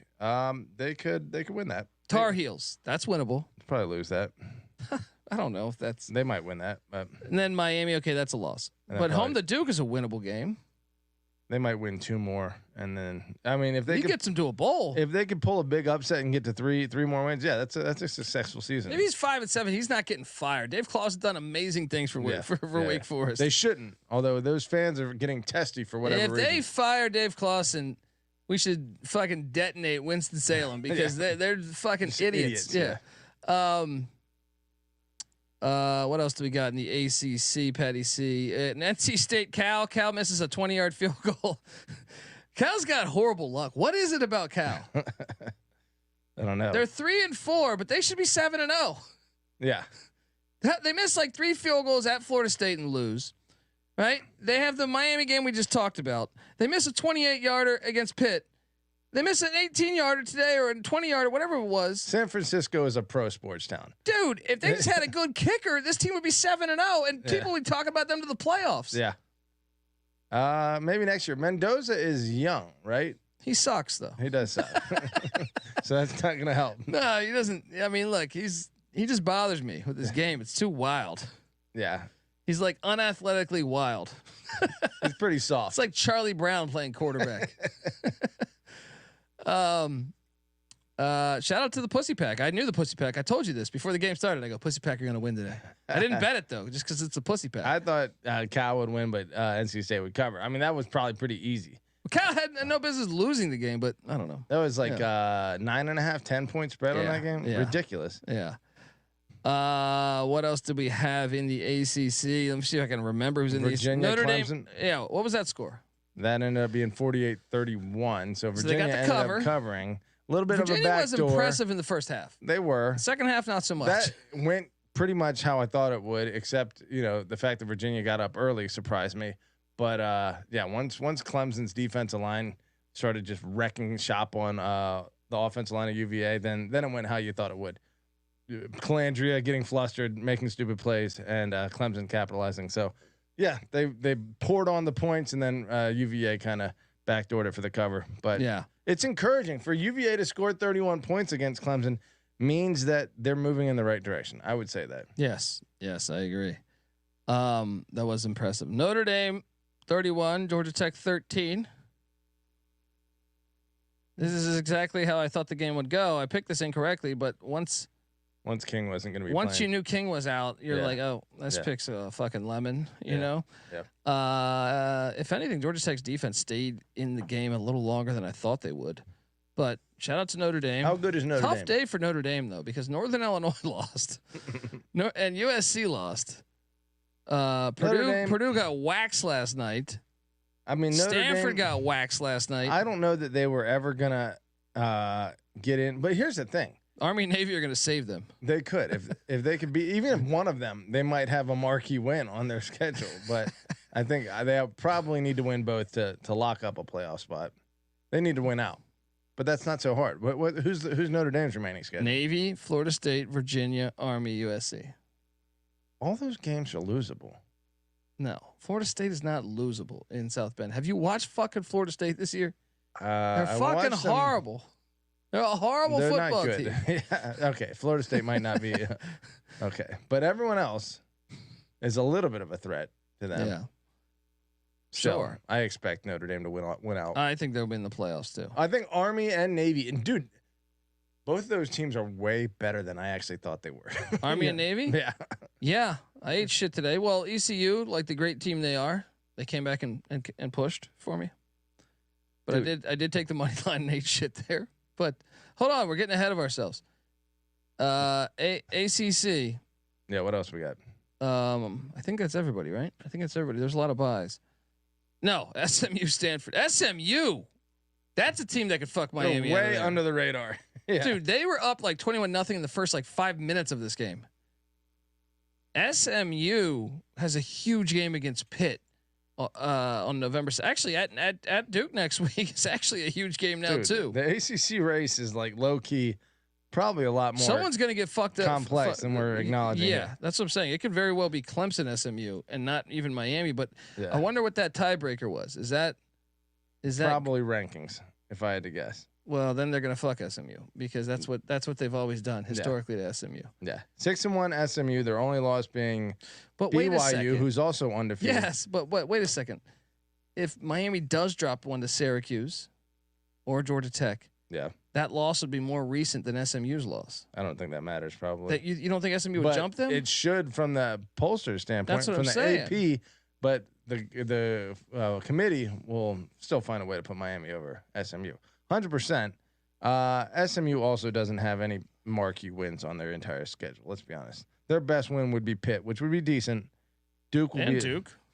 Duke's 5-1. I mean, 6-1, right? If they win the next 2 weeks, SMU, then they should probably be in like the top 15 because that would put them at 8-1 with back-to-back. They beat Louisville. Yeah, and they beat them on the road. Louisville's gonna be a bowl team. Dude, their quarterback, SMU's Kevin Jennings is a player. He is freaking awesome. Yeah, he's a player. He might be the most mobile dude. He's like Milrow-ish in terms of his mobility, like low key. Right now, TCU up 13-7 on the Utes in Salt Lake City with 6 minutes left.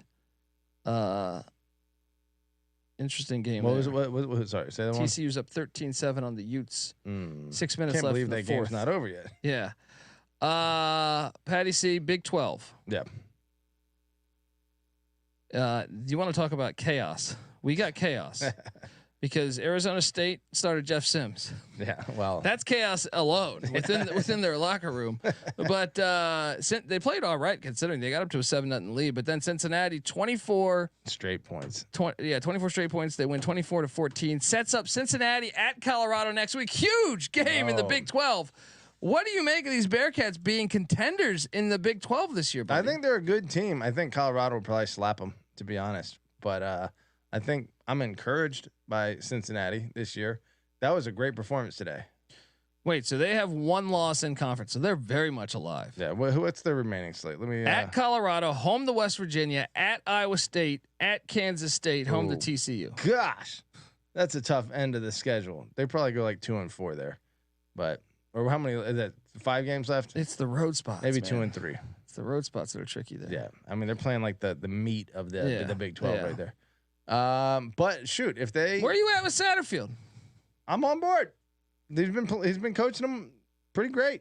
So I mean, look, they should have beaten Pitt. They're up 27. Unbelievable. They should be 5-1 right now. They should have beaten, or at least tied, Texas Tech. I thought they got screwed in that game. Yeah, you know. Fucking run off. Refs fuck up and they run 10 seconds off the clock. This is the stupidest rule I've ever seen. Fix that rule. Fix that rule. Hey, Ohio State, why don't you bitch about that so we can change that rule in 3 days? Yeah. All right. Shout out to the Bearcats. Nice win there. Then you also had within the Big 12, Patty C, you had the likes of Houston getting smacked by Kansas 42-14. Let me tell you something. Kansas is going to fuck up some team season. It might be Kansas State next week. It might be Iowa State the week after. It might be BYU the week after, or it might be Colorado the week after. Yeah, they're gonna fuck up someone's season. Absolutely. I will guarantee that Lance Leipold is going to ruin one of those 4 team season. They're far too good to just get rolled by all those teams. Yeah, all their losses have been close. Oh, that's what I'm saying. To me, like they probably should have won. They should have beat Illinois. I thought, like they were in that game to beat them. I shouldn't say they should have. Yeah, but a 6-point loss on the road to a what? What's Illinois' record? Like 6-1 now. Yeah. They should be talked about too. UNLV is very good. West Virginia is pretty darn good. They were better than UNLV too. All the teams that they've lost, They needed everything to go wrong to lose that UNLV game, and that's what happened. Yeah. Oh yeah. On the back end of this, it could be next week. It could be against K-State. Now the fact that that's in Manhattan, know who it'll probably be. That's still a dangerous game. It'll probably be Iowa State coming off that. Could be Colorado. I can see Leipold going in there scheming them up. Oh yeah. Yeah. Yeah. Shout out to the Jayhawks for getting that dub. Let's get Baylor their flowers, Yes, their cookies. I was on that one, buddy. Baylor, Nice. getting to Texas Tech. What was that final score? Where the hell? 659 to 35. Good Lord. Shit, you just don't see coming. The Big 12 is awesome. I started Sawyer Robertson in DFS. 21 of 32, 274, and 5 touchdowns in the air. Patty C. Nice. Big 12 is like Baylor's better than their record. Baylor. I got to get the standings pulled They're up here. 3-4. You know, they almost beat BYU. They should have beat Colorado. I don't know. You could argue that Colorado went either way. Like Colorado needed 2 Hail Marys, but Colorado outgained them by a lot. They just had kick returns. But yeah, I mean, let's put it like this: BYU 4-0 in the Big 12, first place. Oklahoma State 0-4 in the Big 12, last place. And Oklahoma State had their ass through what? I mean, that game was deadlocked for most of the game. That game, the tackling by Oklahoma From State. number 1 through what? 14, 15, 16? How many How teams about are the in this tackling by conference? Oklahoma State last night? Was it atrocious? Did you not see? Were you cherry bomb? I was watching it, but I wasn't paying close attention to the tackling. The final play of the game? What happened? Like BYU converts like a 25-yard touchdown. I think I passed out before and the both end. safeties like completely, they did a horrible job trying to tackle. But shout out to Baylor and I just I just can't. What the hell's going to happen in this conference, Patty C? UCF probably should have beat Iowa State today. UCF. Shout out to Matt Campbell. This is the best story in college football. One of the best stories. Yeah. They battle back. Gutsy win 38-35. Rocco Becht, and I got to admit I was wrong about this Iowa State team all year. And I mean, I didn't come into the season thinking they're of all the people to be doubtful of Matt Campbell. I just didn't You've been one of his strongest supporters. Well, that's what I'm saying. Like I just thought they always win by 3. So I was always taking the dog, and it kind of snowballed. Yeah. I don't think I really like coming into the season. I thought they were a legit contender to win the Big 12. Yeah. But I mean, it's the Big 12, so it's like, I don't know. I just thought they would win barely by some, and finally, I thought they'd lose at Dub V by a field goal or something. Ironically, I didn't bet them today, but I took them minus the points, and they almost lost. But they're number 9 in the nation. They win again, Patty C. Huge. They're 7-0. Now, I hear the announcers talking about how the Big 10 isn't, or the Big 12 rather, is probably a one. I think they said that in the college. I hate this narrative. Remember, I tweeted that. I retweeted someone's narrative on the. What teams were that? Was that Notre Dame compared to Iowa State? Yeah. And they were calling the Purdue win a big win for Notre Dame. Yeah, an important. Yeah, because high quality win. For and they basically sold that as a tough win for Notre Dame, going on the road to Purdue, and winning. In that same fucking sentence, or in the same article, they said Iowa State strength of schedule is terrible, but Iowa State won at Iowa, who at the time was tied for first place. Mm-hmm. The time of the article, it's like, wait a second, they're sitting there and like tied for second place. Purdue's dead last. They're saying the Purdue win is impressive, but the Iowa win's not. Yeah. You got to pay attention to this shit, folks. Like, that's why I really like, this is where I put on my tinfoil hat and I see it. Well, Iowa needs to break through, and a win like this. Sometimes the mainstream media they won't believe, they won't buy into the sexiness of a team until they've proven it at least one time. So how can they push this narrative right now when BYU and Iowa State they're 2 undefeated teams? Yeah, they could be both 12-0 because they don't play each other in the regular season. But right? how do they pump the ACC even having it when the ACC only has 1 undefeated team left, right? Isn't it? Because SMU's lost, Clemson lost to Georgia. Yeah, I think Miami's the only one left. So I don't understand how they're like, well, the ACC could get in 2. Right. Big 12's only 1. And it's like, where are you getting Based this on what? information from? I mean, BYU won at SMU. You know what I mean? Yeah.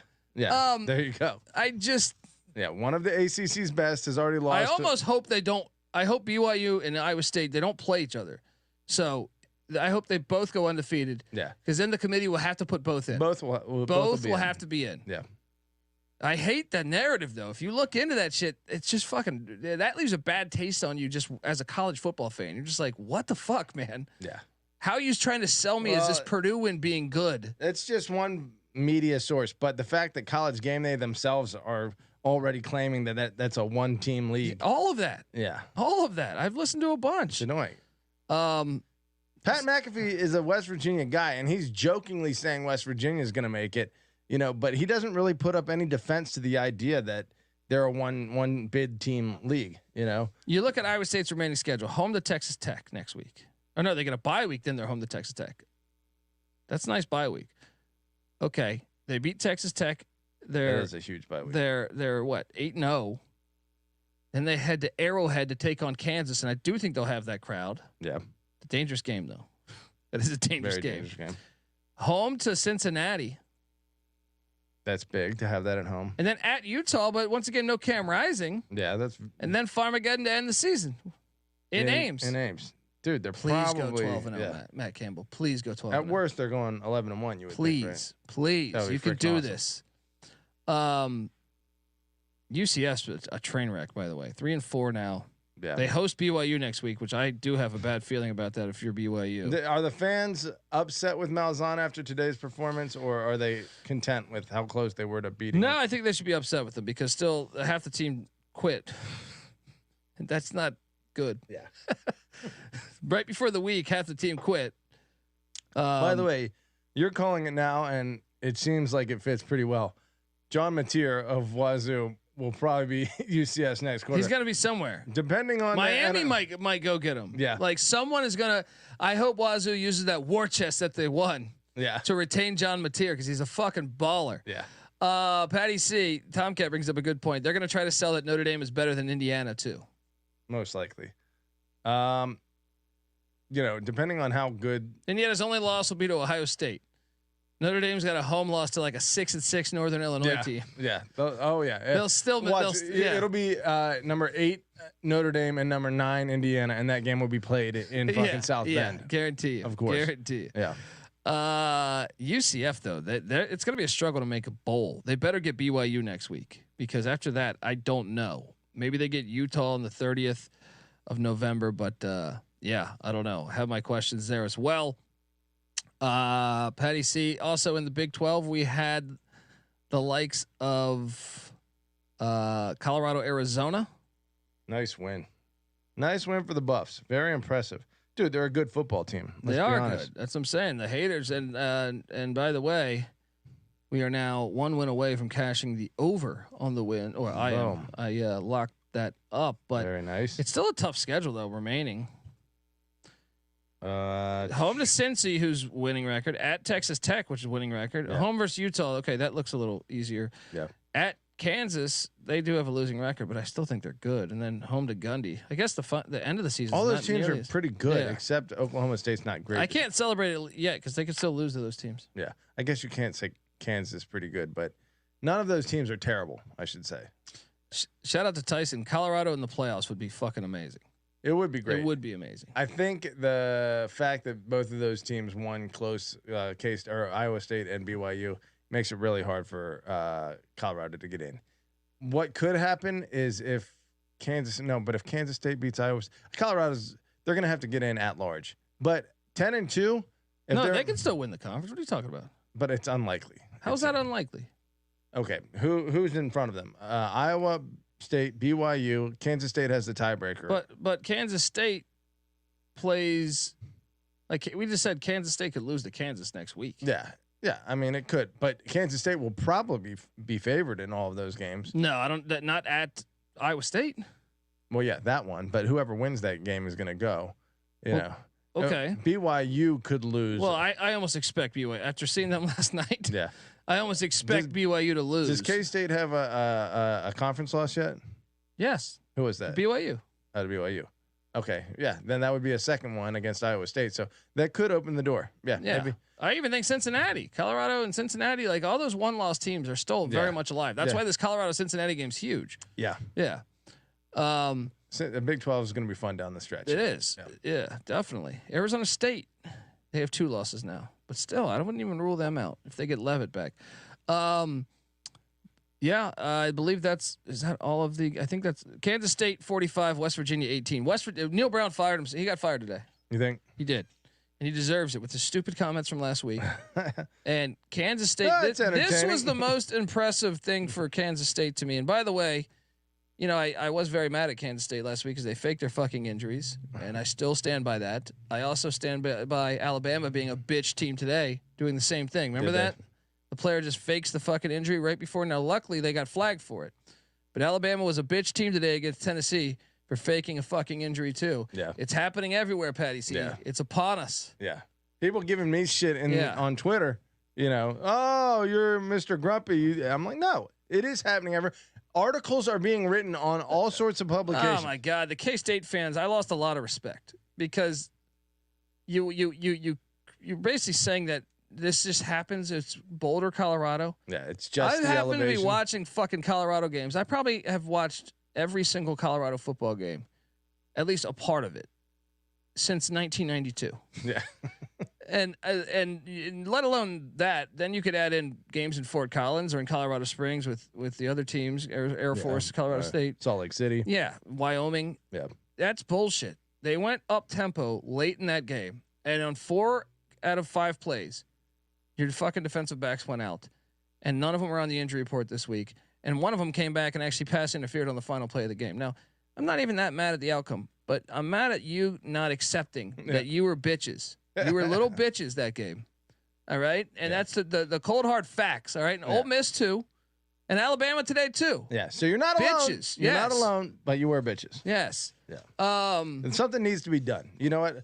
I don't even blame these teams for taking. I do because it's cowardly. I would never tell my team to do that shit. I think it's cowardly. But and I actually think that down the stretch that's going to cause you to lose games. I think that builds poor character. Nick Saban himself said, you know, when I was injured, I got the fuck off the field. That was my experience. He had a broken leg. He said he got off the field. Yeah. That's the type of mentality that's going to carry you. You know, when the times get tough. If your coach is teaching you to act like a bitch, you know, when you're facing a tough situation, guess what? That's going to carry over, you know. Well, the worst is like when the fans get on board with it. Like if you're that blinded with your fandom, I love ECU, I love Colorado, and look, Shador Sanders did this shit too. Yeah. You've been Shador a K-State fan for your whole life. Yeah, I love K-State. Yeah. I did until their fans this past week. But Shador did it, but it's a little bit different when the offensive player does it. Like it's still bitch play, but you can't. They didn't do it 4 out of 5 plays.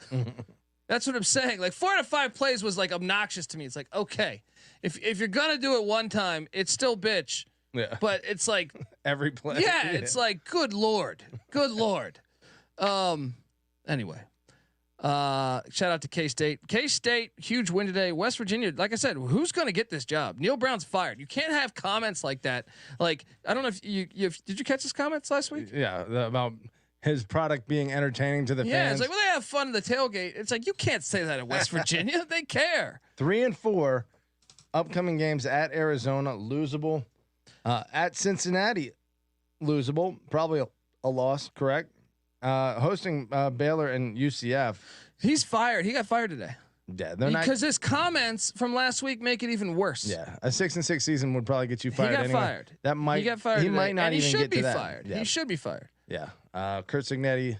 Is Rich Jimbo Rodriguez. Fisher the next head coach of West Virginia? He's also from West Virginia. He is another West Virginia. Bring in Saban. Shit. So Rich Rod, yeah, wouldn't Saban get him on a 2-year deal? Yeah. McAfee's his friend. Yeah. Get that Mountaineer train rolling. Cignetti makes too much sense. Yeah. That'd be beautiful. Cignetti, Rich Rod, but Rich Rod, I think you got to do some patchwork. Yeah. He better, if he beats Liberty in a couple weeks, then he'll put him on that radar, you know, but they have to basically win. Who out. else could they get that? Would Jamie Chadwell take that job? West Virginia? Bring the mullet back? Maybe. If they offered him a bunch of money, he'll get offered at like Ole Miss. Would they look into Garrett Riley at Clemson? Riley, Clemson, probably not. Maybe. I don't know. Yeah, I'm just wondering who would be on their list. Would Dan Mullen be on their list? No. He's from Pennsylvania. He's too clean cut. He's from Pennsylvania. Yeah, maybe they go with the like what was in who's the guy before Rodriguez? Was it Bill Stewart? No. Nealon. Yeah. What a fucking legend. Yeah. He was a nice fellow, right? He was like he's the man. Respectable gent, you know. So maybe I feel like Mullen is in the same but typically I guess Neil Brown's a pretty nice guy. Who would turn the corner? For some reason, West Virginia strikes me as a position that needs an asshole coach. You know, I think Cignetti would be the right guy. Cignetti would be. Yeah. That would be the home run. Yeah. What about Urban? Would they go for Urban? They should. And Dude, yes, they would. They fucking had Bob Huggins. Yeah, I mean, exactly. That's say no more. Say no more.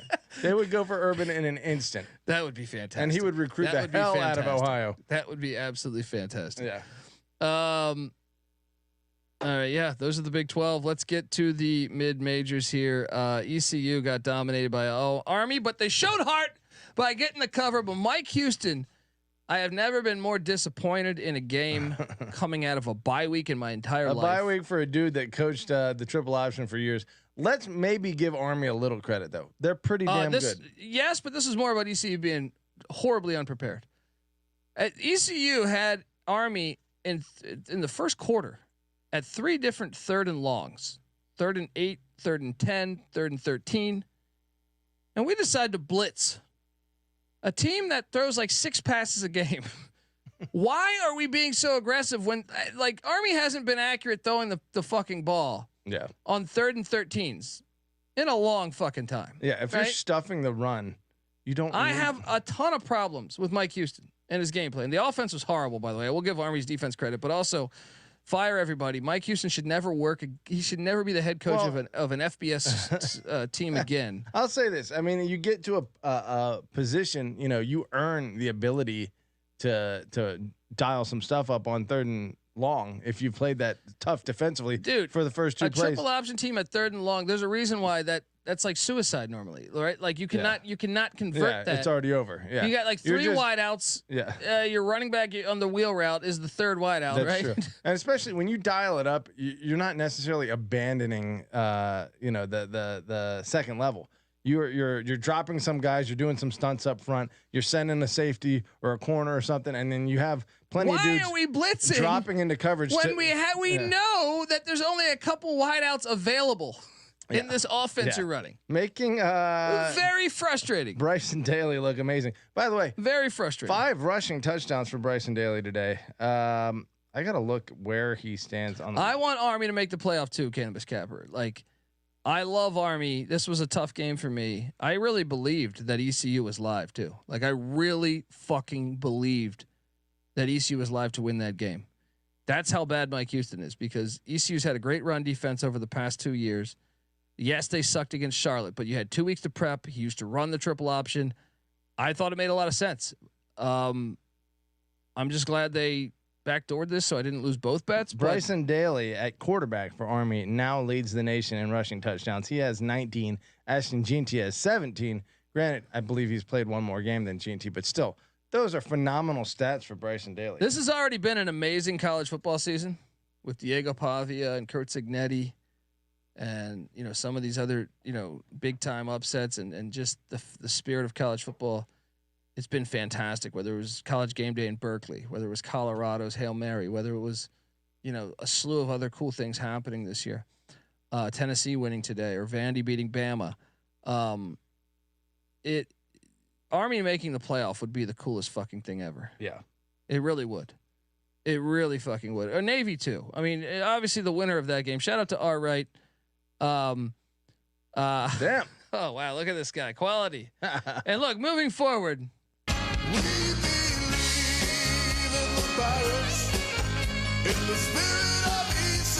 We believe that we're going to fire Mike Houston. We ECU fans believe Mike Houston will be fired. Fire everybody on the staff, and we want to win, and we demand to win. We've been a great program historically before, we wrongfully fired Ruffin McNeil, right? And we want to get it back on track. You're paying your penance right now. The football gods are back. they're making us suffer. Yeah. But it's time. We've paid our sentence here. Yeah.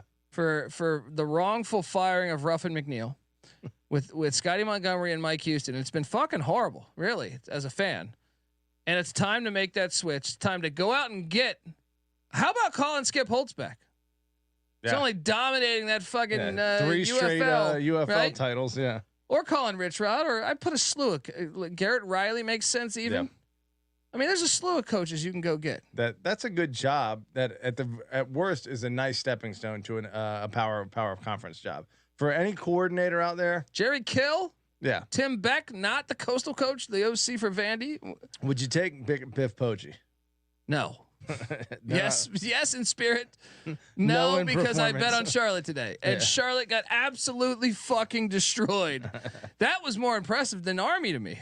Yeah, I want Army to make the playoffs more than Navy by a little bit, but Navy. I think we have to like God. start paying attention to Navy. Like, I think Army was on That was our like radar. 38-0 in like. Army was on our radar way earlier just because of their schedule, and Navy is just like been considered JV Army for most of this year. Navy may be the better team than Army. They might be. They better did than beat Army. Memphis. Yeah, they played better. I mean, they have a hard schedule coming up. What's Navy's upcoming schedule? Slopeside saying why Army over Navy. I like both, but Army has been a little bit cooler to me historically. Yeah. Although Navy getting these uniforms, the classics, makes them very cool. Cool. Now they have I like love Navy. Don't get equally me. Don't, cool don't get it uniforms. wrong. And I'm Yeah. planning to go to the Army Navy game this year. But These are the Staubach throwbacks, right? yeah. Yeah. Except Yeah. they don't have the anchor on the helmet, but it's still amazing. I mean, look. I think part of what helps Army of my liking of Army over Navy is Jeff Monken, because I know Newberry kind of backstabbed Niamontolola, which leaves a little bit of a bad taste in my mouth. But I don't know the true facts of what happened there, so I'm speculating. Let you me know what tell I mean? you why Like, for me. well, no, to me, Mikey Stadium's the real difference. Mikey Stadium's Mikey awesome. Stadium is fucking Yeah. incredible. So It seems like it's. I mean, look, Ann Arbor. I mean, not Ann Arbor. Annapolis is a. it's cool, great too. Cool Don't setting. get me wrong. Yeah. Great city. I don't know. For me, as a Virginian, Maryland being our rivals growing up, maybe I didn't want to buy into a Maryland-based Even team. though George Welsh came from Navy. Yeah, that's true. Didn't know that as a kid, but Yeah. yeah. I mean, but also look, I got into Navy when Niamontolola was there. I think both teams are very likable. If Navy, I love Ken Niamontololo. So like that's it. From what I understand, that's what happened. I don't know that to be 100% true, but I do know a beat writer for Navy, and I've heard some stories. So that made me like. I mean, a little back yeah, off of Navy. Yeah. Also, I grew up. We started watching Army Navy for me in the '90s, and Army was the better team then. So I naturally, Well, as a I kind of kid- just like their uniforms better. Yeah. Yeah. So I think maybe that too. But anyway, Patty C, what else do we got here in the I group always of felt like five? the Army was just tougher than the Navy too. Navy, you're just out on the water.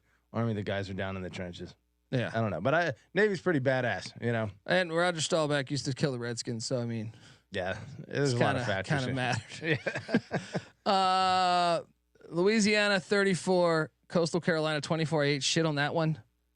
This was in a spot to cover all day. This was in a spot to cover this game. Tim Beck is 4-3 at Coastal. I don't think he'll get fired this year, but I do think the program might be heading in the wrong direction. Patty C.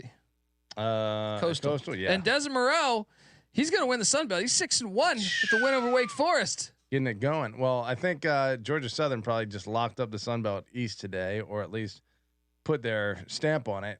Put themselves in pole position there. In the West, though, what's ULM, Louisiana Lafayette, and I guess Texas State's probably out of that running after today, right?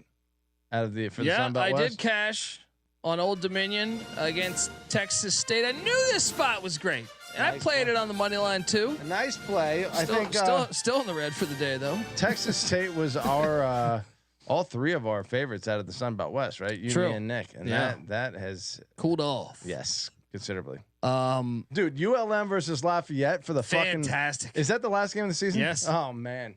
That's great. Don't fuck this up, ULM. Yeah, come on. Don't fuck this up. What else did happen on that mid-major front? Tulsa and Temple. Nice call. Terrell Furman got Temple 20-10. Temple's fighting for Stan Drayton, man. Maybe they don't fire him. There might be a way out of this until next season, as they're 2-5. Dude, but they're was playing at ECU. Impressive today. They could beat ECU, right? I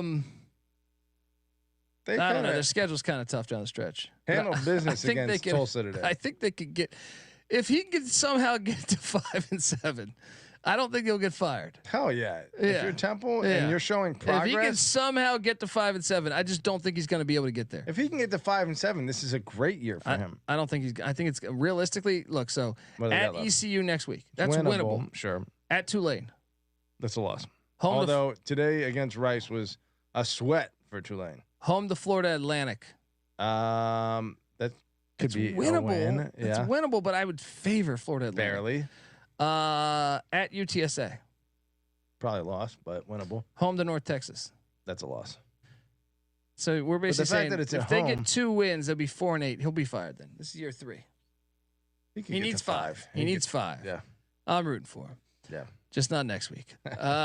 Central Michigan, Eastern Michigan. Hey, folks, I cashed my over 4.5 with the Eastern Michigan Eagles. Wins as they go to 5-2. Patty, see, this game was fantastic. It was all over the place. Eastern Michigan was up big. Central Michigan came back. They went up big. Eastern Michigan battled all the way back. Scored 22 in the 4th. They win it. Unbelievable game. If you haven't get a chance to watch this on demand this week. Chris Creighton does it again, buddy. He's 5-2. Buddy, this guy's the most under. That's who West Virginia should probably call, or some of these big, like, who else is going to be fired that we said? I don't even remember. But Yeah. Chris Creighton. yes, 5-2. Temple could probably offer more money than Eastern Michigan. Yeah. Would he take it? No, that's a downward move. Yeah. Absolutely. How does that happen? Temple was not bad like a decade He ago. would probably just need to move into like a better mid major. Maybe like Toledo could offer him or something. That'd be an upgrade. That was low key one of the best games of the day. Central Michigan, Eastern Michigan. Hope you caught it. I ate a bundle of shit with Hawaii, Washington State, and we do need to talk about how no one nationally is talking. I get so. What does that guy David Thompson say? I'm ready to explode like Mount St. Helens. When I hear people say, "Well, Notre Dame at 11-1," hello, Washington State cruised to a 42-10 win against Hawaii today. They are now 6-1, and when I look at the remaining schedule, it's at San Diego State. They'll be favored by probably 10 points. Home to Utah State, they'll probably be favored by 10 points. At New Mexico, they'll probably be favored by more than 10 points. At Oregon State, they probably will be I would say like 6 or 7 point favorite. And then home to Wyoming, they should be a double-digit favorite. This team has a damn good shot of going 11-1. Yeah. And no one's mentioning them. Do I need to also mention that they have wins over Washington and Texas Tech? Teams. Good wins. That will be bowling. Yeah. John Mateer. Their loss is at Boise. That is a better loss than Notre Dame and Northern Illinois at home. Yeah, dude. Yeah, that's a entirely reasonable loss to have on your resume and still be a. Will they fuck over Washington State if they go 11-1? Because here's the problem: they don't play a fucking conference championship game. Listen to the other guys, just like Notre Dame, that are on this total yards leaders list. Jackson Dart, number 1 in the nation. Ole Miss is sitting there at what, 5-2, 6-1. Yeah, a playoff team, right? Playoff consideration. Cam Ward, number 2, undefeated playoff lock at this point. How did they have Cam Ward and Mateer on the same roster last year? Unbelievable. Dylan Gabriel, number 3, playoff lock. It looks like. Kyle McCord, they're a 1 loss. You know, all these dudes are like almost Heisman candidates, or several of them are. And then Mateer, you know, this guy is an elite quarterback. Yeah, you're talking about really is a baller. An elite quarterback on a team with only 1 loss to a very good Boise State team. Why are they even ranked? Washington State? No, unranked. Tomcat's got it right. He says Washington State will get fucked by some dog shit team like LSU. Mm-hmm. Patty C, can you give me the name of the leading rusher for Washington State today? Let me get that pulled. You had to quickly do that. Okay. That is Javinsky Schnellenbaker. Schlellenbaker. I don't know how to fuck the name is that Djovinsky. Greatest name in football. Yeah. Djovinsky Schnellenbaker. What a great name. I hope. No, it's just Schlenbaker. Schlenbaker. Okay. Schlenbaker. Okay. No Nellen in there. Huh? Yeah. It'd be cooler if it was Schnellenberger. Maybe he's like Washington State needs. I like the fact that no one nationally is talking about this. They're favored in every fucking game left. 11-1. With those wins, Texas Tech is they could still play in the Big 12 championship. You know what I mean? Like Texas Tech has 1 loss in the Big 12. Yeah. If you are an 11-1 team and you have a win over the Big 12 champion who is in the playoff, then you belong in the playoff. I wonder if they'll fuck them. Dude, if they fuck them, Please get ready for those episodes. I'm going to dress like Rambo because we're going to war. All right, It we're wouldn't going be to the war. first time when they were left out of the New Year's Six in favor of that was complete bullshit. They had what one loss that year. Mike Leach 11-1 and a 2-loss Florida got in front of them. Absolute bullshit. Unbelievable. Absolute. Nothing is over. Nothing. A 2-loss. You just don't turn it off. 2-loss Florida with 2 of their wins against group of 5 FCS teams that year. It was nonsense. Wazoo is just always going to get screwed. Yeah, I mean, I don't know. Toledo 13, Northern Illinois 6. The Rockets get a big one there. They needed that. They stay alive in the MAC race. Same with what Miami, Ohio took down Ohio in the Battle of the Bricks. Nice win. Western Michigan Buffalo was a fucking wild one too. Western Michigan 48, Buffalo 41. I knew this game stunk. This is why I didn't bet it. Dude. I knew this game stunk. I'm looking at a stat here from another game. What game were we talking about? Western Michigan Buffalo. Who ended up winning that one? Western Michigan 48, Buffalo 41. What game are you looking at? I'm looking at Navy versus Charlotte and the total yardage. Let me pull this up. Pull this up. This will stun you. What? Yeah. How the fuck? Navy wins the game at 51-17 and are outgained by almost 100 yards, by 75 yards. You know what it is though? Is Max Brown came back for Charlotte. That dude he played in the JMU game, the quarterback. He's been injured, and Charlotte's been like looking better with him being injured. He came back. He was 7 of 18, 152 yards, 2 touchdowns, 3 interceptions, and I think he had a key fumble in this game too that went the other way. That is crazy. Yeah, 5. They had 6 turnovers. 5 turnovers. No, 5. 5 I to see nothing. 6 on mine. I see 4 interceptions, 2 fumbles. Oh, I only see 1, but maybe it's 2. Either way, to outgain a team by 75 yards and still lose by 34 points is unbelievable. Navy Notre Dame next week, Petty C. To hang 51 points and not 300 yards of total offense. You're a bit concerned? Is unbelievable. Is that good or bad though? Part of me is like, yeah, maybe that's really impressive. Well, part of me is like, how did you? It could be super impressive that you got that many points. Part of it could be, is this sustainable against Notre Dame? Shit. Yes. Yeah, I think that's going to be a really good game against Notre Dame. Where is that game being played? Is that in New York, New Jersey? That's that in the is Giants in Stadium. MetLife or whatever they're calling that shit now. MetLife. Or Meadowlands. Yeah, both of those games are basically in pro sports arenas in the New York metropolitan area. Both the games against Army and Navy. The Army game being at the Yankee Stadium. So Yeah. I don't know. I Both prefer those, that one over MetLife. Yeah. Bronco Mendenhall, NC Nick, and I don't think I locked mine, but I took the over. NC Nick locked him. And New Mexico over 2.5 wins as they win 50-45. It was a fucking basketball game there in Logan. Here's my prediction, and I'm saying it right now on air. I know Colby's going to refute it all the way through, and he may be right. But with Mike Norvell losing again, if they fire him, prime time. What made you think of that though?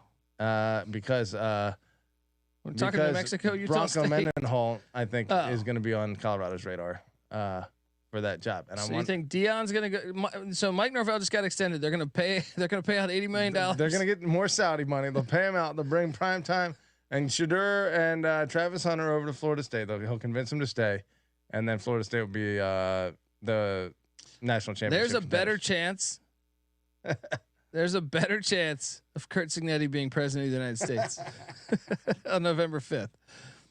You're probably right. The very long shot there. Okay, what else do we have? Wait, New Mexico. What happened there? No, he can't. How about Mendenhall, man? They're 3-4. He cashed the over, and I'll be honest, they're taking on Colorado State next week. Colorado State did not look super impressive to me today. Home to Wyoming after that, like they get Hawaii. Bowling. They could be bowling. That'd be a great first year. If they had just not squandered that Montana State game week 1, they'd have their 4th win. Shout out to that. Arkansas State bodied Southern Miss 44-28. Southern Miss job will be open as well. We're going to have to pay attention to that. Butch Jones may save his job there at Arkansas State. North Texas and Memphis was a wild one. Not for defensive coordinators, though. It was a horrible game for defensive coordinators. Memphis still alive, Patty. See 6-1 with the win at Florida State. They get Biff Poggi next week.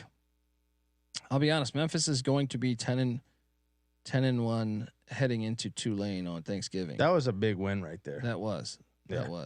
North Texas proving that number 5 offense in the nation is legit. Yeah. So Memphis is sitting there at what right now? They're gonna go 10 and 1. They're 6-1, but they don't have any good teams coming up until they are 6-1. Yeah.